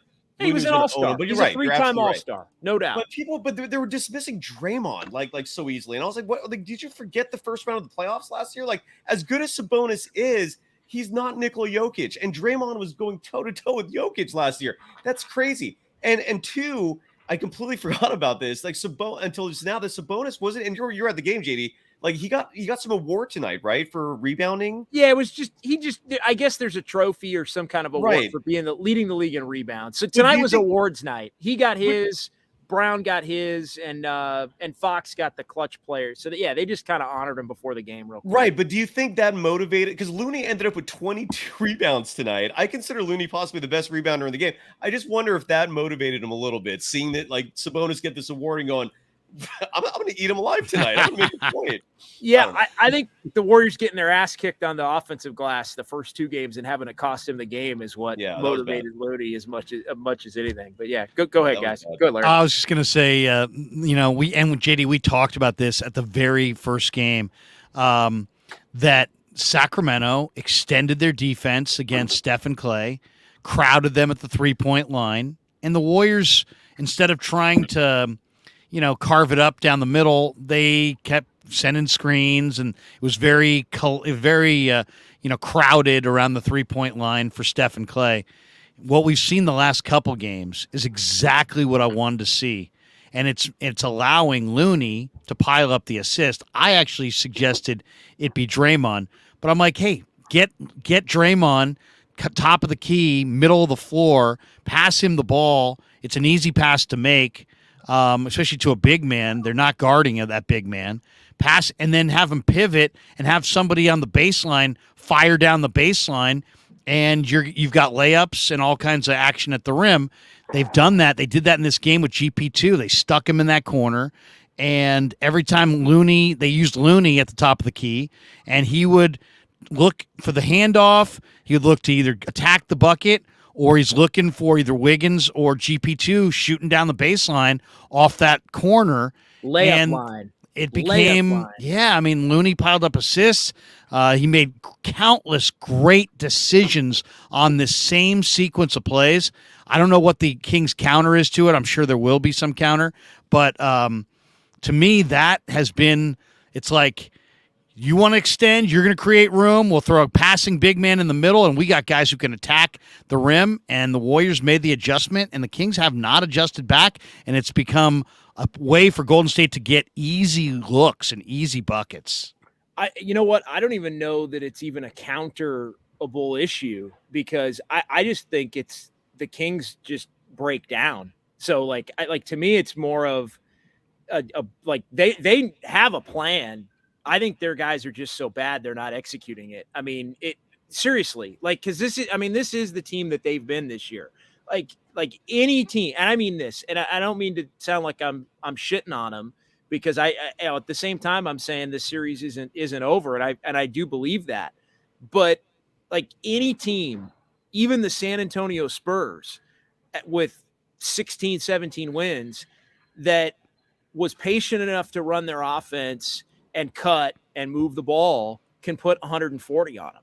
And like that's just, as great as they are offensively, as bad as they've been defensively. I think Mike Brown has done an excellent job at trying to give his team a chance, trying to use some of the weaknesses of the Warriors against them. But you guys nailed it. It's attack. Like, go to the bucket, put your head down. There are wide open lanes. Put your head down and go to the bucket. Cut off of that, and the Kings lose cutters. They fall asleep. They don't rotate. I mean, how many times has Looney made one pass and two defenders go to the first pass and the second pass is wide open for a dunk? Like, how many times has that happened? And that happened 7 times tonight, it seemed like, and it's happened throughout this series. But the Warriors were never able to get into that because they were taking a bad three, or they were turning the ball over before they could even get into their offense. And I think, the one little moment where I kind of thought, hey, something might be changing for the Warriors was when Steve Kerr got asked after game 2, and it was in between game 2. It wasn't post game. It was the day off, practice day. He got asked about the turnovers, and the Warriors had all the turnovers in game 2, and it wrecked the game for him. And he said, when we watched the film, they really were unforced turnovers. Because we were talking about ball pressure. Right. I know you hate that, Cy, but like, that was the one thing that clicked for me, where I kind of thought, I'll believe it when I see it. But my eyes had maybe given the Kings a little too much credit for the pressure that they were putting on them. And he said, no, they're not. And the last couple of games, the Warriors have come out, and it's been completely different. And the Kings still at times have been pressuring them, but they're not giving it up. And even though the Kings are pressuring them on some possessions, they're still able to pick them apart enough to make them pay. So that's kind of when I go back, and I didn't agree with Steve in the moment, to be honest. But as the last 3 games have unfolded, I've kind of kept that in the back of my mind, and I go, you know what? He was right about that. Sometimes we see it in real time, and it's different than when they go back on the film and go, guys, just relax, hang on to the ball, get into your stuff, and we're going to score on these guys at will, because that's collectively what their DNA is. JD, thanks for your time, brother. Tease people, tease people. Tell people. Don't tease people. Show them a little leg. Show them a little leg. Yeah, exactly. Now, not tonight. Tease when you're going to be on 95.7 again. Are you on tomorrow morning, tomorrow day? When can we hear you again? And what do you guys have cooking on 95.7 the game? And by the way, I got to ask into that the next. JD, did you like the fact that SF Gate called you out? Did you see that article? I did see it. About what? You were like the voice. You represented Sports Talk Radio for a moment, according to this. What happened? I didn't hear this. Controversy. It was San Francisco radio host, something about a conspiracy theory.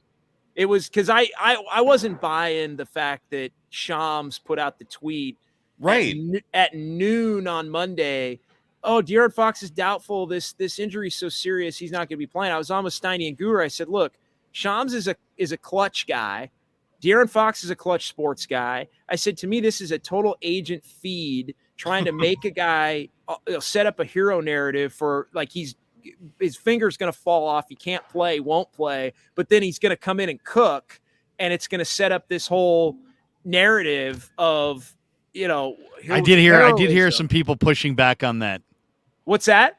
I did hear some people pushing back on that whole theory. and then by 24 hours later, Fox was playing. So the main point of it was that I was skeptical of whatever his camp, and I don't even think he was involved in it, but I was skeptical of the fact that it was so severe that he wasn't going to be able to play.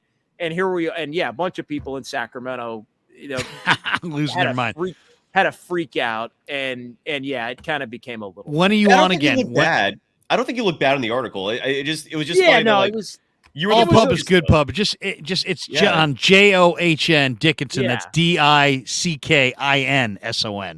Spell it right. Question. Yeah, exactly. I don't know. I didn't look at it. Somebody sent me the tweet. I was like, oh God, like this. Well, I actually liked it because I don't think there's enough focus on the fact that the NBA does have a very special relationship with Nike, and Clutch is totally in line with that and synonymous with it. And there's a lot of evidence that shows that the NBA wants to help out Nike, and there's something there. So it was every time, shady. It just didn't seem right.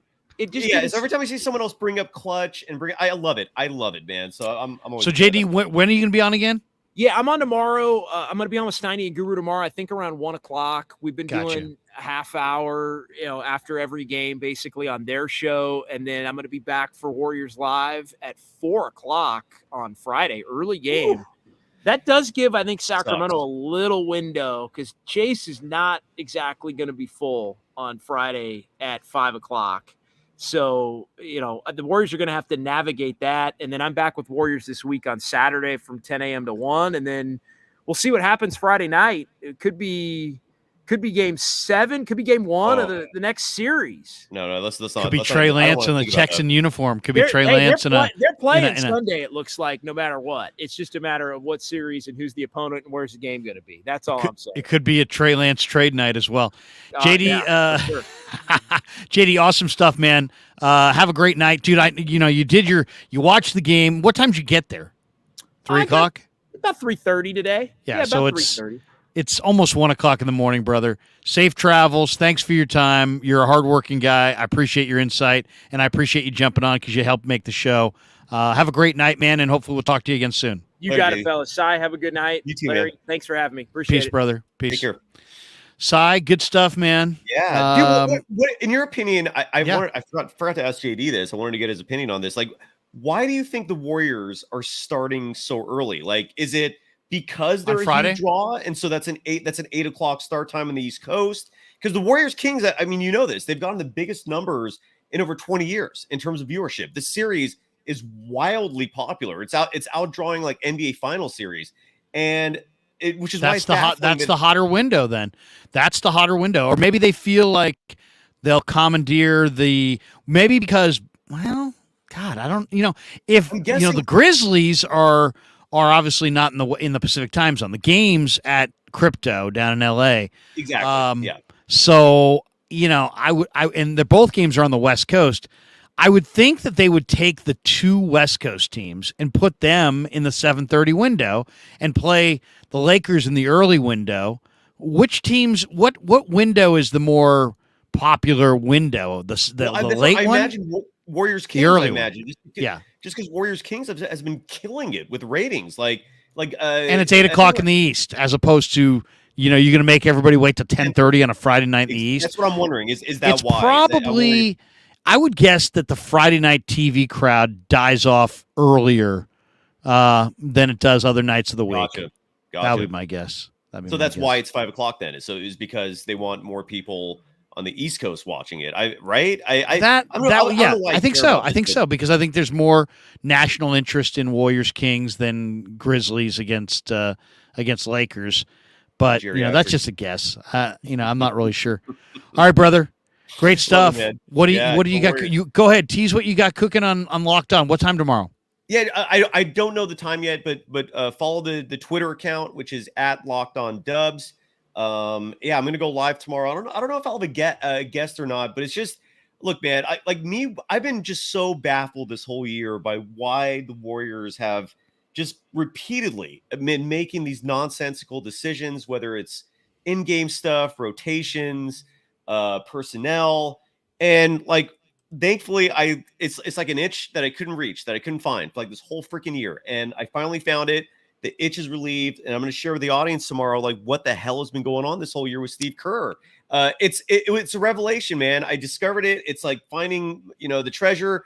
And for anyone who just needed that answer, it'll give you relief as well. And if you don't care, you don't care. You don't have to watch. But join me tomorrow. I'll discuss how I came to this discovery, what the discovery was. It's not going to be a Kerr bashing show. It actually makes me endear Kerr even more. Good. So stay tuned for that, and it should be a fun show. And thanks as always for having me, brother. And I didn't know this, by the way. I messaged you this, that I didn't know your mom and I had the same. We're both Earth Day babies, man. My late mother, Carol Krueger, and Cy share a birthday, and I noticed that too. I had just put out a little miss you, mom, message on Instagram. Yeah. And I was looking at my Facebook, and I put one out on Facebook, and then all of a sudden, Facebook tells you whose birthday it was, and then all of a sudden it shot down, and I'm like, oh, it's Cy's birthday. So then I had to wish you happy birthday as well. Thanks, man. But yeah, dude, I'd be terrible with birthdays. It's funny. We live in a world now where Facebook, if you're a Facebook person, reminds you of everybody's birthday. So literally every birthday, it's like everybody gets all these messages. Yeah. I've got all these people who are like, hey, happy birthday, happy birthday. That one. And the other one that's kind of funny is your work anniversary. And I was like, I don't know, it's like, LinkedIn. Yeah, right? I mean, I get, hey, congratulations on your work anniversary. I'm like, hey, wait, I forgot. I didn't even know I had a work anniversary. You know what's crazy, by the way? We didn't even get a chance to touch on this, and it's like almost 1 a.m. Dude, the Miami Heat Bucks series, that was crazy. And I didn't see any highlights yet, but supposedly tonight, that game was a thriller. And for the Heat to come out winning that series, dude, that's earth-shaking, because the Bucks were one of two teams in the East that people were worried about. If the Warriors get all the way to the NBA Finals, they're gone. So that's it's insane. What if the Knicks make the finals? I would love that, dude. I mean, I think that would be so. I would love Warriors Knicks finals. That would just be awesome. The Warriors would win that easily. One. So who do we got left? It's Miami's who now? It's what? I'm sorry. Who does Miami play? They play the Knicks. It's the Knicks, yeah. And the Knicks. So Miami against the Knicks, and then it's Philly and Boston. And Boston. So Boston, it's probably going to be Boston in the conference finals against probably who? Who do you like, Miami or the Knicks? The Miami Heat. They won basically the same number of games. Actually, the Knicks won 47 in the regular season. Heat only won 44. Right. Same as the Warriors, right? Yeah. So it's just crazy, man, because you don't see one seeds fall every day, and the Bucks were literally the odds-on favorite to win the title this year. So for them to lose in the first round, I know Giannis is back, acted up, but that's crazy, man. That is absolutely insane. That they clearly were not a deep team. I mean, people talk about Jay Crowder being a huge addition. Justin Holiday. There were so many brothers. I always forget which one. Is it Drew Holiday? It's Drew Holiday. Drew Holiday. They got Strus and Gabe Vincent in the backcourt as their starters. And Kyle Lowry. And they won the series. Kyle Lowry is playing good again. But Jimmy Butler. He's playing off the bench. It's incredible. Yeah, Jimmy. Yeah. And also, Love's giving them good minutes, and let's not forget about Bam. I mean, Bam had double-double. Bam had a triple-double. He had 10, 20. He had 20, 10, and 10. Bam's pretty stubbly. I've been saying this a lot on Warriors. Bam Adebayo was like my dream Draymond Green replacement, if that could ever happen. It's not going to, but he would be like my dream player to someday take over for Dre's role. But yeah, man, the postseason is crazy, and we're on the verge of possibly seeing a Warriors-Lakers semis, which is insane, awesome, dude. Awesome. It is, brother. Great days, dude. Thanks for having me as always, dude. We'll be have a great one, man. Good to see you. We'll talk to you Friday night. Sounds Friday good. night. There you go. The great Cy Sotsis. What a show. 2 hours, 48 minutes, 59 seconds. 2 hours, 49 minutes. Still 338 people in the room. All right. I have 25 of your chats. I've gone through the entire chat. We've had thousands of chats, thousands of people with their comments. I picked the 25 best chats. They're coming up next. But first, let me thank our sponsors, Pig and a Pickle, proud sponsor of the Krug Show. Definitely, if you're in Emeryville, if you're in Corte Madera, go to Pig and a Pickle. Go say hi to Damon, say hi to Mary. Tell them you're a big fan of the Krug Show, that you're glad that they're the title sponsor of the Krug Show. They got a great location in Emeryville. They're inside the Emeryville Public Marketplace. They're open from Wednesday through Sunday in Emeryville. So if you're like me and you live out in the East Bay, check them out there. But they're open 7 days a week in Marin County, and they got a bigger spot in Marin. Go to Corte Madera, check them out. Get the brisket. The brisket chili is amazing. They smoked the brisket for like 18 hours. Anyway, it's in the mall there, but it's like on the outside of the mall. And it looks like this. Take a look right here. Pig and a Pickle. Thanks to them for being a proud sponsor, the title sponsor of the Krug Show.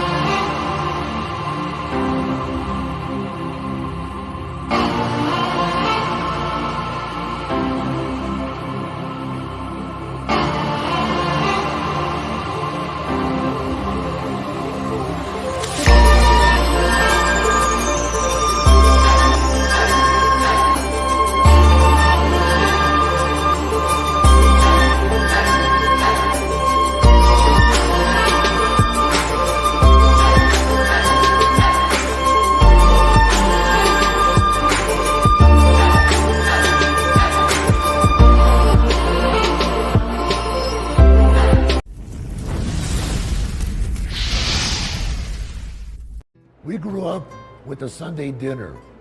That means no matter how busy you were, no matter where the hell you were, you came to dinner on a Sunday night. Yeah, Sunday dinner without sausage, it's like a church without God. You know, how can you go to church if you don't believe in God? You know, and along with the sausage also became the discussions. That was discussion night. You know, it wasn't a typical family that you sit there and you're quiet, you know, and you don't talk with a mouthful. Oh no, man. Italians talk when they're eating. Italians even talk when they're sleeping. And definitely we talk with our hands. So if we can't express it through our mouth, through our lips, we express it with our hands. So, and that's what sausage is, really. It's an expression, you know, that life is good.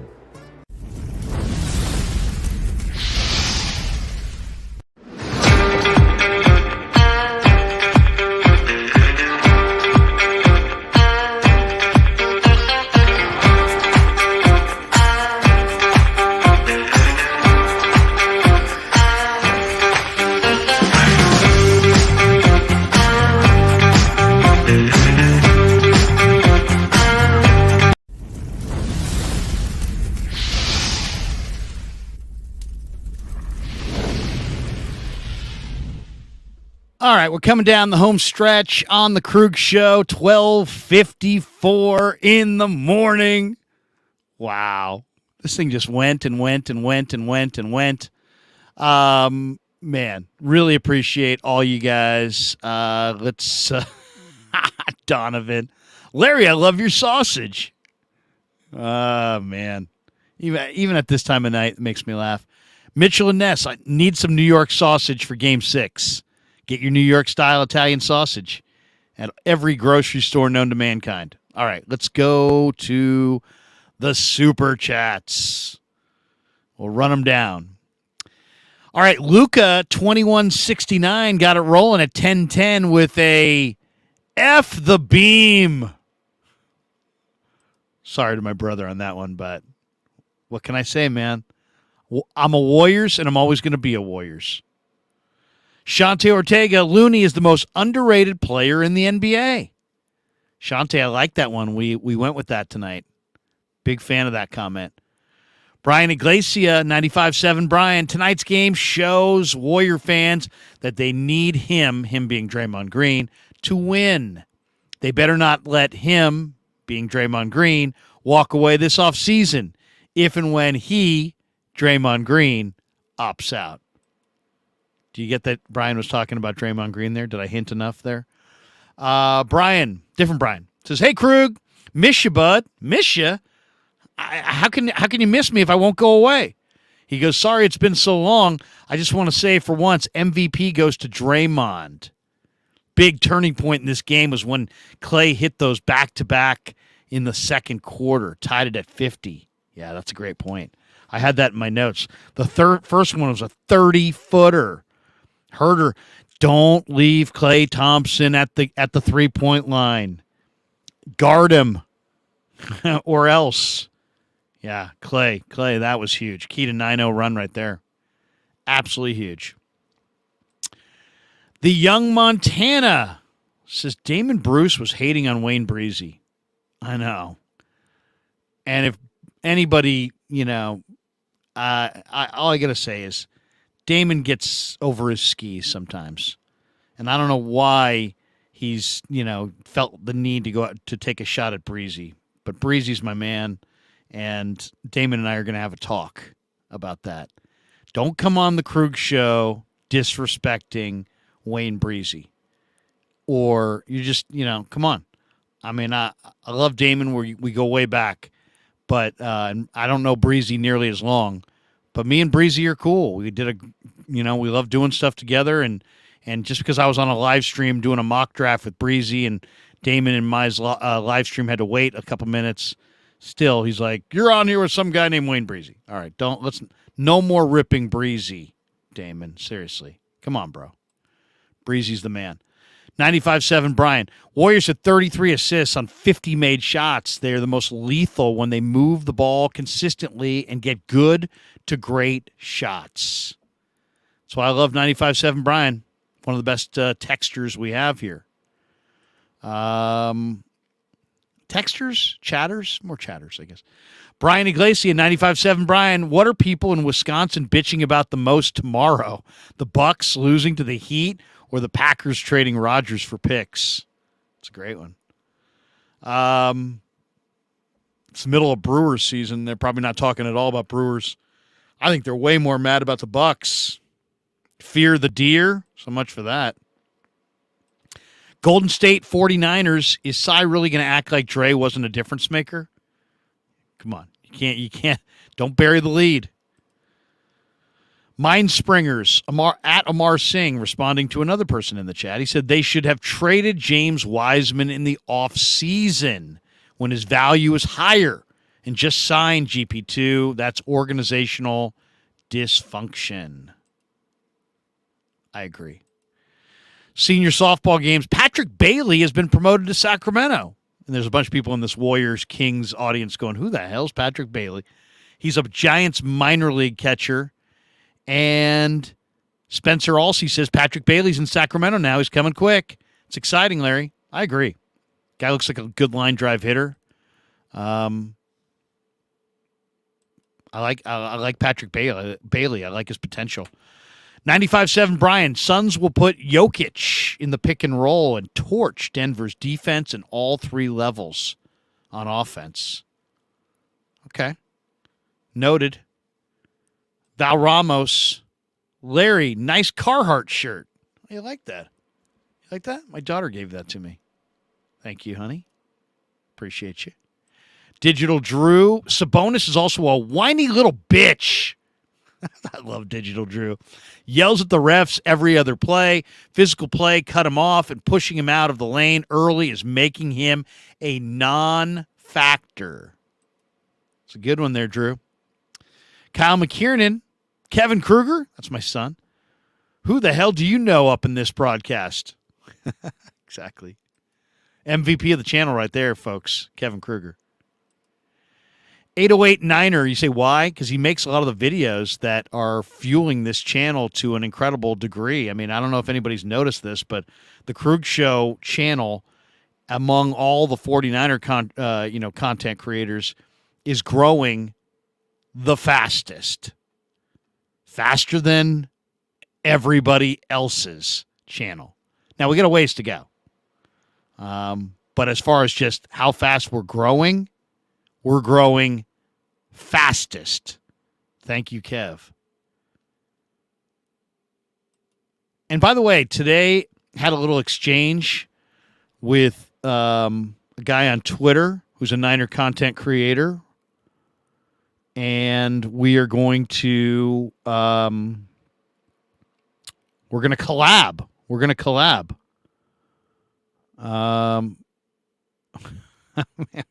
People are losing their stuff. Let's see. Where can I find it? I want to make sure I've got the right person. I don't want to say his name wrong. Let's see. Man, we got so many people tweeting me in the last few hours that it's now buried in my tweets. Rob Guerrera. He goes by Stats. And he sent me a note because I had said that there's a distinction between being a local Niner content contributor and somebody who's covering it who's never been to practice or ever talked to anybody. And I was just trying to say that it's different. I wasn't saying it was better. I was saying it's different. To me, I make a distinction.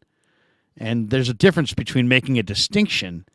I mean, wouldn't you be more interested? Wouldn't you make a distinction too if you had people who were there talking to the players, talking to the coaches, as opposed to somebody who's just following Twitter, retweeting, and giving an opinion?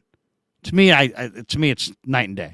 It's night and day, and I just made that point. Anyway, Rob was like, "Hey, I'd like to discuss that with you. I'd like to debate that. Because I think he probably covers the Niners from afar." Here it is. And anyway, it wasn't meant as a disrespect to anybody. I was actually trying to pat Jack Hammer on the back because I know Jack lives in like 2 hours away from the Niners and makes the drive in every day. And I had him on my channel the other day, and we were talking Niners, and I just wanted to kind of pat him on the back for the effort that it takes to get from, I think, Modesto to Santa Clara back and forth. And it just, you want to pay somebody a compliment, and invariably you wind up insulting somebody. So if I insulted you, I'm sorry. But Rob and I will be getting together, collabing, and I'm excited for that. I absolutely am. Ashley Keating. Hello, Ashley. She says, any concern over that Curry stomach side issue? He seemed fine for the rest of the game, but didn't hear anything about it after the game. Is he all good now? I guess we're not going to find out for a couple days. I can't imagine he wouldn't go. It looked bad, though. It looked painful, that's for sure. Tammy McDaniel. Larry, this is my favorite sports channel. Thank you, Tammy. Appreciate you. You're very loyal. Eddie says, Larry, you should tell that to everyone that leaves the show from now on. Get the fuck out of here. Should that be the departure? Hey, Danny, thanks for coming on. Get the fuck out of here. Hey, Cy, thanks for coming on. I appreciate your time. Get the fuck out of here. Like that. That might be the new thing. Eddie, I think you might be onto something there. I like it. It feels natural. Nate Dogg from Woodland, Kings fan. He says, props to the Dubs game plan. I like Nate Dogg. Nate Dogg's real. Comes back with this one. Warriors owning Domantas Sabonis is the story of the series for me as a Kings fan. Fuck the whole offense. LOL. He would know, right? He's seen his team all year. Tammy McDaniel, this series was the first time watching the Kings. I'm very impressed with the Kings. Good one, Tammy. I like that. I'm as well. Future's bright in Sacramento. And we just say this. Every time I say F the beam, I hope people know. I went to Sac State. I was in a fraternity in college. A lot of my fraternity brothers live up there. My brother lives in Natomas. A lot of my best friends live there. My wife's parents live there. I've got a lot of family and friends living there. I love Sacramento. I do. I've been telling people for the last 25 years that it's the most underrated place in California. I love it. I love the weather. I love the people. I love the proximity to the city, to Tahoe. I think it's a great town. I really do. I didn't think it was a great town when I was in high school, and then I went to Sac State, and I found out, man, it's great. It's a great town. And I love going there. I'm going to go there this summer and try to float down the river with some of my buddies. Looking forward to doing that. I miss that. I miss floating down the American River. Mikey says the stomp was the best thing that happened in this series. Okay, I see you. Relax says draft day is here. Draft day is here, ladies and gentlemen. Can't wait for the Niners to pick today, tomorrow, or Friday, or Saturday. We'll see. Ashley Keating, what's more likely, Trey Lance gets traded or the Warriors win the finals? Ooh. Ashley, put me on the spot. Hate to say it. Trey Lance is getting traded. I know that doesn't make people happy. Not rooting for it, predicting it, but I feel really confident it's going to happen this weekend. G2, the universe, I'm glad Larry gives a lot of respect to not just the panel, but us watching and commenting as well. Right on, Larry. No wonder your channel is growing ridiculously fast. Dude, I'm all about the audience. You know, I learned that from G-Rad. And I've always loved taking calls. I've always loved chopping it up with the audience. I think I know what I'm talking about, but I think all you know what you're talking about. You know what I mean? That's kind of where I'm at. We got this one, too. Green glass full guy. Larry, stop tripping. That could have been in relation to literally anything. Oh, great stuff. Great stuff. All right. We've had 60 chats just since I started reading those chats. So I got to get out of here because it's 1 o'clock in the morning. But we do have a super chat I got to get to here. DJ Venus says, great show. Estevan says, hell of a show. Tammy says, Larry, thank you for the show. Excellent. Nate Dogg says, even us depressed Kings fans in here. Nate Dogg, don't be depressed, brother. You got a great young team, great young coach.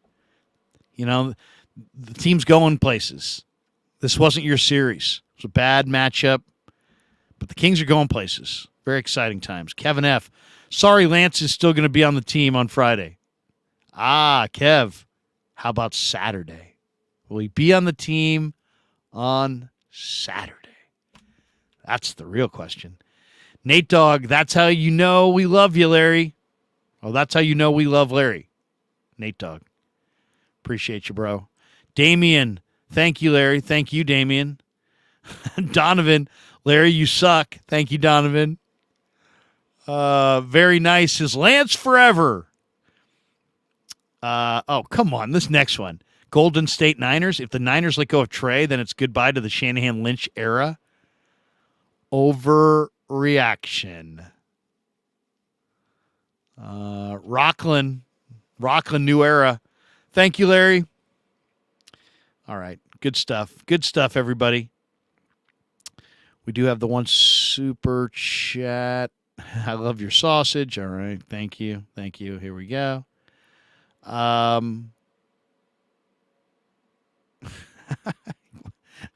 Donovan, you know Clay's smoking a fatty. Well, it's legal in California. It's all right. Fourth Quarter Sports says, how can I hit you for a collab? How can you hit me for a collab? DM me on Twitter. DM me on Twitter. Tell me you want to collab with me, or send me a note, and I'll follow you back. And then you can DM me, and just send me a tweet. saying that you want to collab, and then I'll follow you back. Then you can send me a DM, and then drop me a message, and we'll figure it out, bro. We'll figure it out. I'm real busy, but I try to do as many as I possibly can. We got this one. Mitchell and Ness. I enjoy hearing Fitz call the game way better than TNT. Fitz is a good man. Let's say that. Donovan says, "Is my son smoking weed?" Yeah, thank you. I'm sure his mother appreciates that. I'm sure she likes the fact that you're suggesting my son is taking narcotics. Woodpit 420, Niners Nation guy.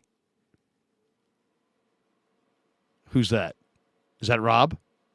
Is that who you're talking about? Ashley, love Rob, Larry. He's a hard worker like you.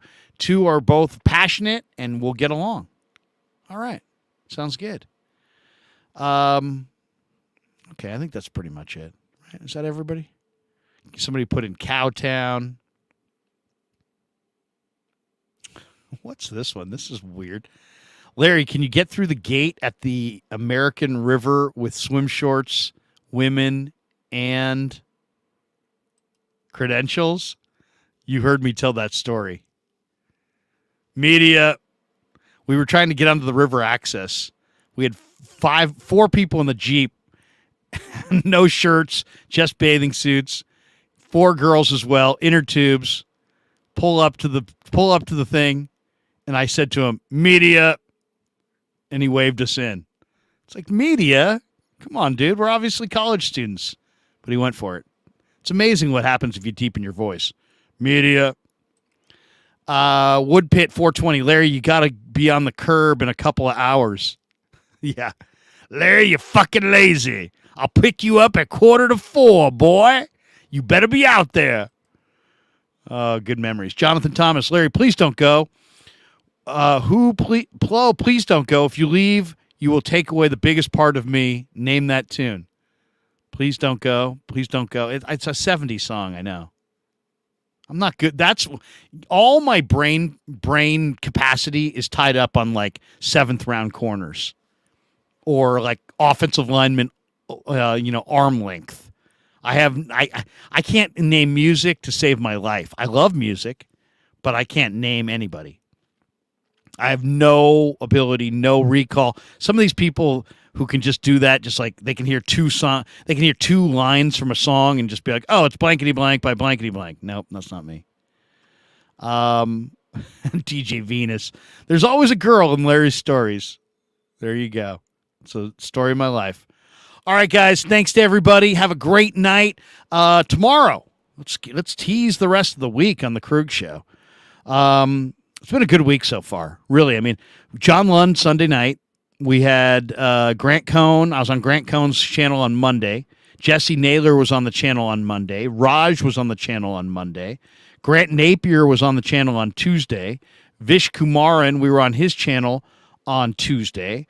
We were on the Damon Bruce channel on Tuesday, or on our channel. Today we were on with Wayne Breezy on my channel, Damon Bruce on his channel, and we just did a long post-game show. Tomorrow, Grant Cohn is going to be on my channel, and I'm not sure exactly what time, but it's going to be before the draft. So catch me and Grant going into probably the Niner draft sometime tomorrow afternoon. Also, Vish Kumaran's going to be with me tomorrow. So we got it's a heavy hitter Thursday. You know what I should do? That would be absolutely awesome.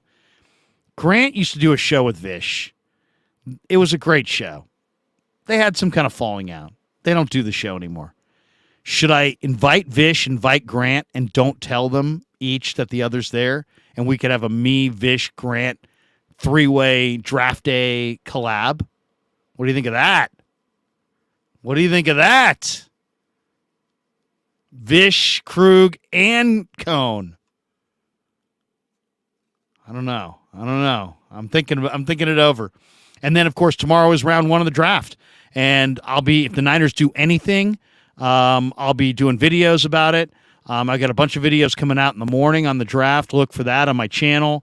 And then we'll be doing live streams probably during the draft. And I'm not sure if I want to go the whole draft or what. If I want to do just, second half of the draft. But I'll definitely be doing a live stream during the draft tomorrow night. My son plays baseball in the afternoon, so I want to see some of that. So I might be a little late on that.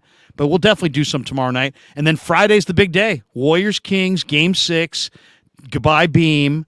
NFL Draft Round 2 and Round 3. Very likely trade gets dealt, I think, Friday night. Saturday is Rounds 4, 5, 6, and 7. And Sunday, if necessary, Warriors-Kings at Golden 1 for the right to move on to Round 2. Woo-wee! All right. That's going to do it for us. Kevin F. says, Vish, Krug, and Cone would blow up the internet. That's why I'm thinking about it. There we go. Final deal of the night. Final deal of the night. Josh in the house. F the beam. F the beam. Yeah, never met a man I've been scared of. Careful, you gon' get exactly what you asked for. Here for whatever you bring me, getting handled. I answer the